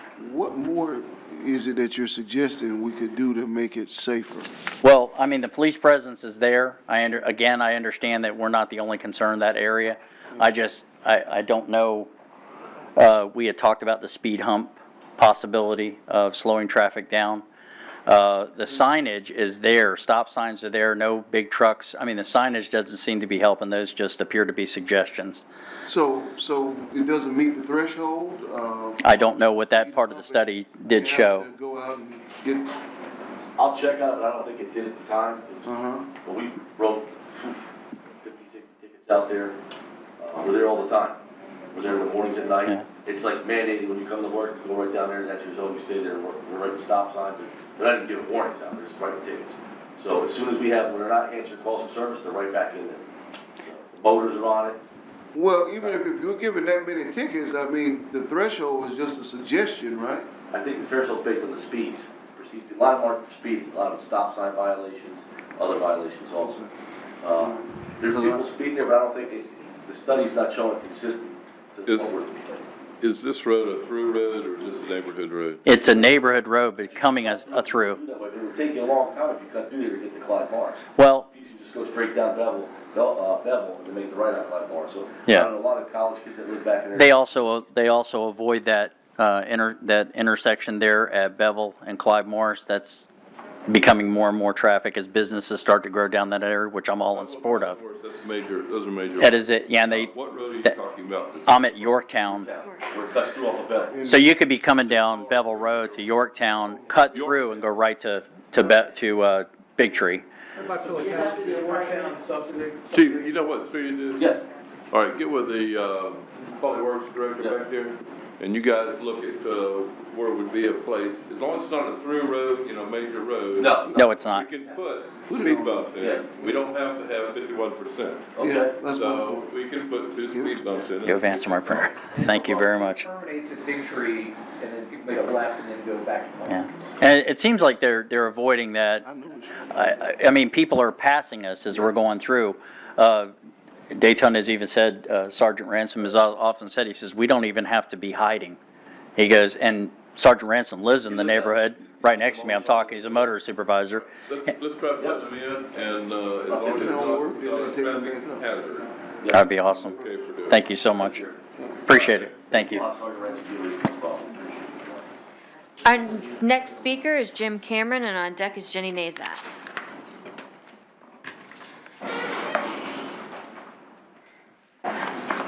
Good evening, I'm Jim Cameron, Senior Vice President, Government Relations, Daytona Regional Chamber, and just wanted to come before you tonight to say, Commissioner Quinita May and City Manager Jim Chisholm, and also some of our people here tonight, Sandy and, like I say, Ann back there, and Ken, that joined us on the Main Street walking tour that we had last Friday. And so it was about an hour-long tour that we did, similar to like what we've done before, though. But again, I think we had some good collaborative discussion on that, though. We had some new people join us this time, some of our Main Street property owners, but more so, I was very much excited that we had some new investors, or some representatives for some new investors. And I'm hoping next time we do one of these, that we're going to have more investors. One of the things I did forget, though, to point out, though, that we discussed last year was that there was a condemned building and people commented on and understand that building is now gone. It was a warehouse or something over there around Coate Street or something. So that's gone. Code enforcement at work. So that's the type of things we like to see, but we're going to do our best. We want to get more investors over there for, more of those buildings and such. But again, appreciate y'all's participation. Thank you. Our next speaker is Jenny Nazak, and on deck is Ken Strickland. Good evening, everybody. I swear these are the hardest speeches I make because it's hard for me to fit things into 2.5 minutes. Thank you all for being here. Flooding, canal, this is a big thing. I wanted to give some clarification about the vegetation. It's the dead vegetation that falls in there that's blocking it that is causing the flooding, not live vegetation. I felt for this couple that their house was getting flooded. I know that's the bowl, right? And there's many parts of the city that get that. And that's the thing that gets the visual attention, but it's kind of a citywide problem. And the best stormwater pump that we can have is Mother Nature and trees, shrubs, tall grasses.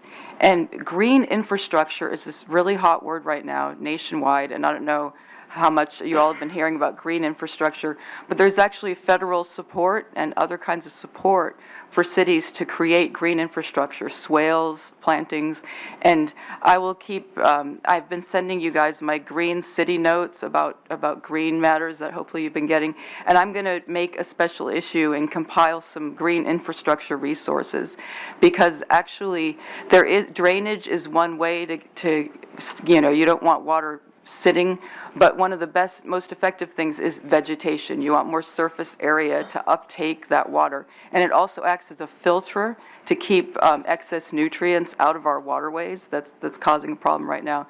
So vegetation is our friend. And then on another subject, I wanted to talk about the Beachside Neighborhood Watch barbecue that we do for the police and fire personnel and any city personnel. All of y'all are invited, 11 to 7, Friday and Saturday by the Beachside Police Precinct. The Beachside Neighborhood Watch volunteers will be cooking. So thank you all for all your hard work. I'm excited about the mural plans and all these other things that are going to lift up our city. His history walking tour is great. I think just things that show that we expect the visitors here to have a high caliber, just like the residents. Thank you all. Thank you. Our next speaker is Ken Strickland, and on deck is Ian Turner. Ken Strickland, 1208 North Halifax. Most people don't know we have a multi-million-dollar water test going on with about $1 million of our money, tax money, our residents' money, involved in it.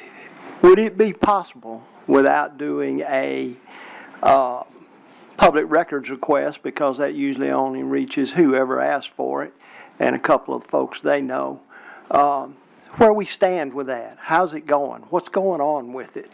What's that mean for the future? How far out are we from having to go online with that, if we can go online with that? I think the state has to pass a law to make it legal to do that. I'm not sure. But could we get an update on that officially from the city, maybe on the web page or the Facebook page? Maybe get Mr. Durham, Reverend Durham, to do something for us with that on his little program he puts on there, if possible. Thank you. And our final speaker tonight is Mr. Ian Turner. Good evening. My name is Ian Turner. I'm speaking for 522 MMB. I had an opportunity a month ago, tomorrow will be the 17th, that's 30 days, to come, and I was dealing with the issue about speeding on MMB. Just Saturday, Chief happened to be passing by the business, and I stopped and talked with him, and he told me alone they wrote 207 tickets. That's from what he saw. After he left, I went out to one of his patrol officers who happened to be across the street, and he told me, nah, Chief is wrong. It's a lot more than that. And I asked him, 308. And I asked him, I said, what's the fastest you've got today? He said 61. I just got him, going this way. So they are out there. It is getting better. Just to let you all know, the store just opened up, Pearson's Food Town just opened up Tuesday. So it's going to be a lot more traffic and a lot more tickets because we see it all the time. And it is getting faster. It's going to happen every time that store is there. Also, Chief told me something else, the trafficking of the drug trafficking. I sit and witnessed a transaction right in front of us. We're sitting inside the business, and we saw a vehicle pull up. She gave him the money, and the transaction was there. We're sitting there watching. It's like, man. Chief also told me that he has some of his CST guys. They're aware of it, and they're going to take care of it. So just like, I came with an issue, I think it's only fair to do an assessment. This is my assessment, and I see it, and it's changing, and I'm hoping that it continues. Thank you. Thanks, Chief. Thank you. Mr. Mayor? You're welcome. Can I throw one thing out there? So I'm on the Consolidated email blog. I just sent an email saying that they've sold all 5,300 acres in Daytona Beach for $97 million to managed by Magnetar Capital. That's a huge deal to us. Yes. They don't now no longer control any of that land.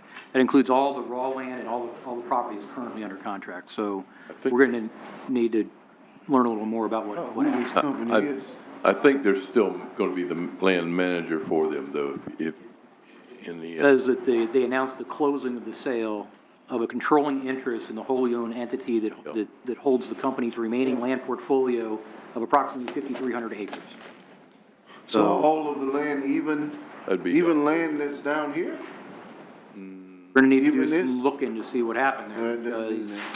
Just the land out west. Might be the west, though. Well, we need to figure it out. We're talking about the land shark. It's a big deal. Scosina 214 property, the First Baptist.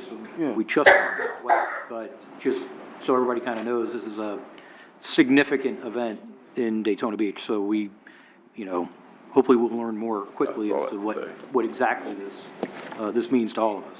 97. Yeah, it's a big deal. Yeah. Thank you for sharing that. I didn't see it. Good night, Daytona Beach.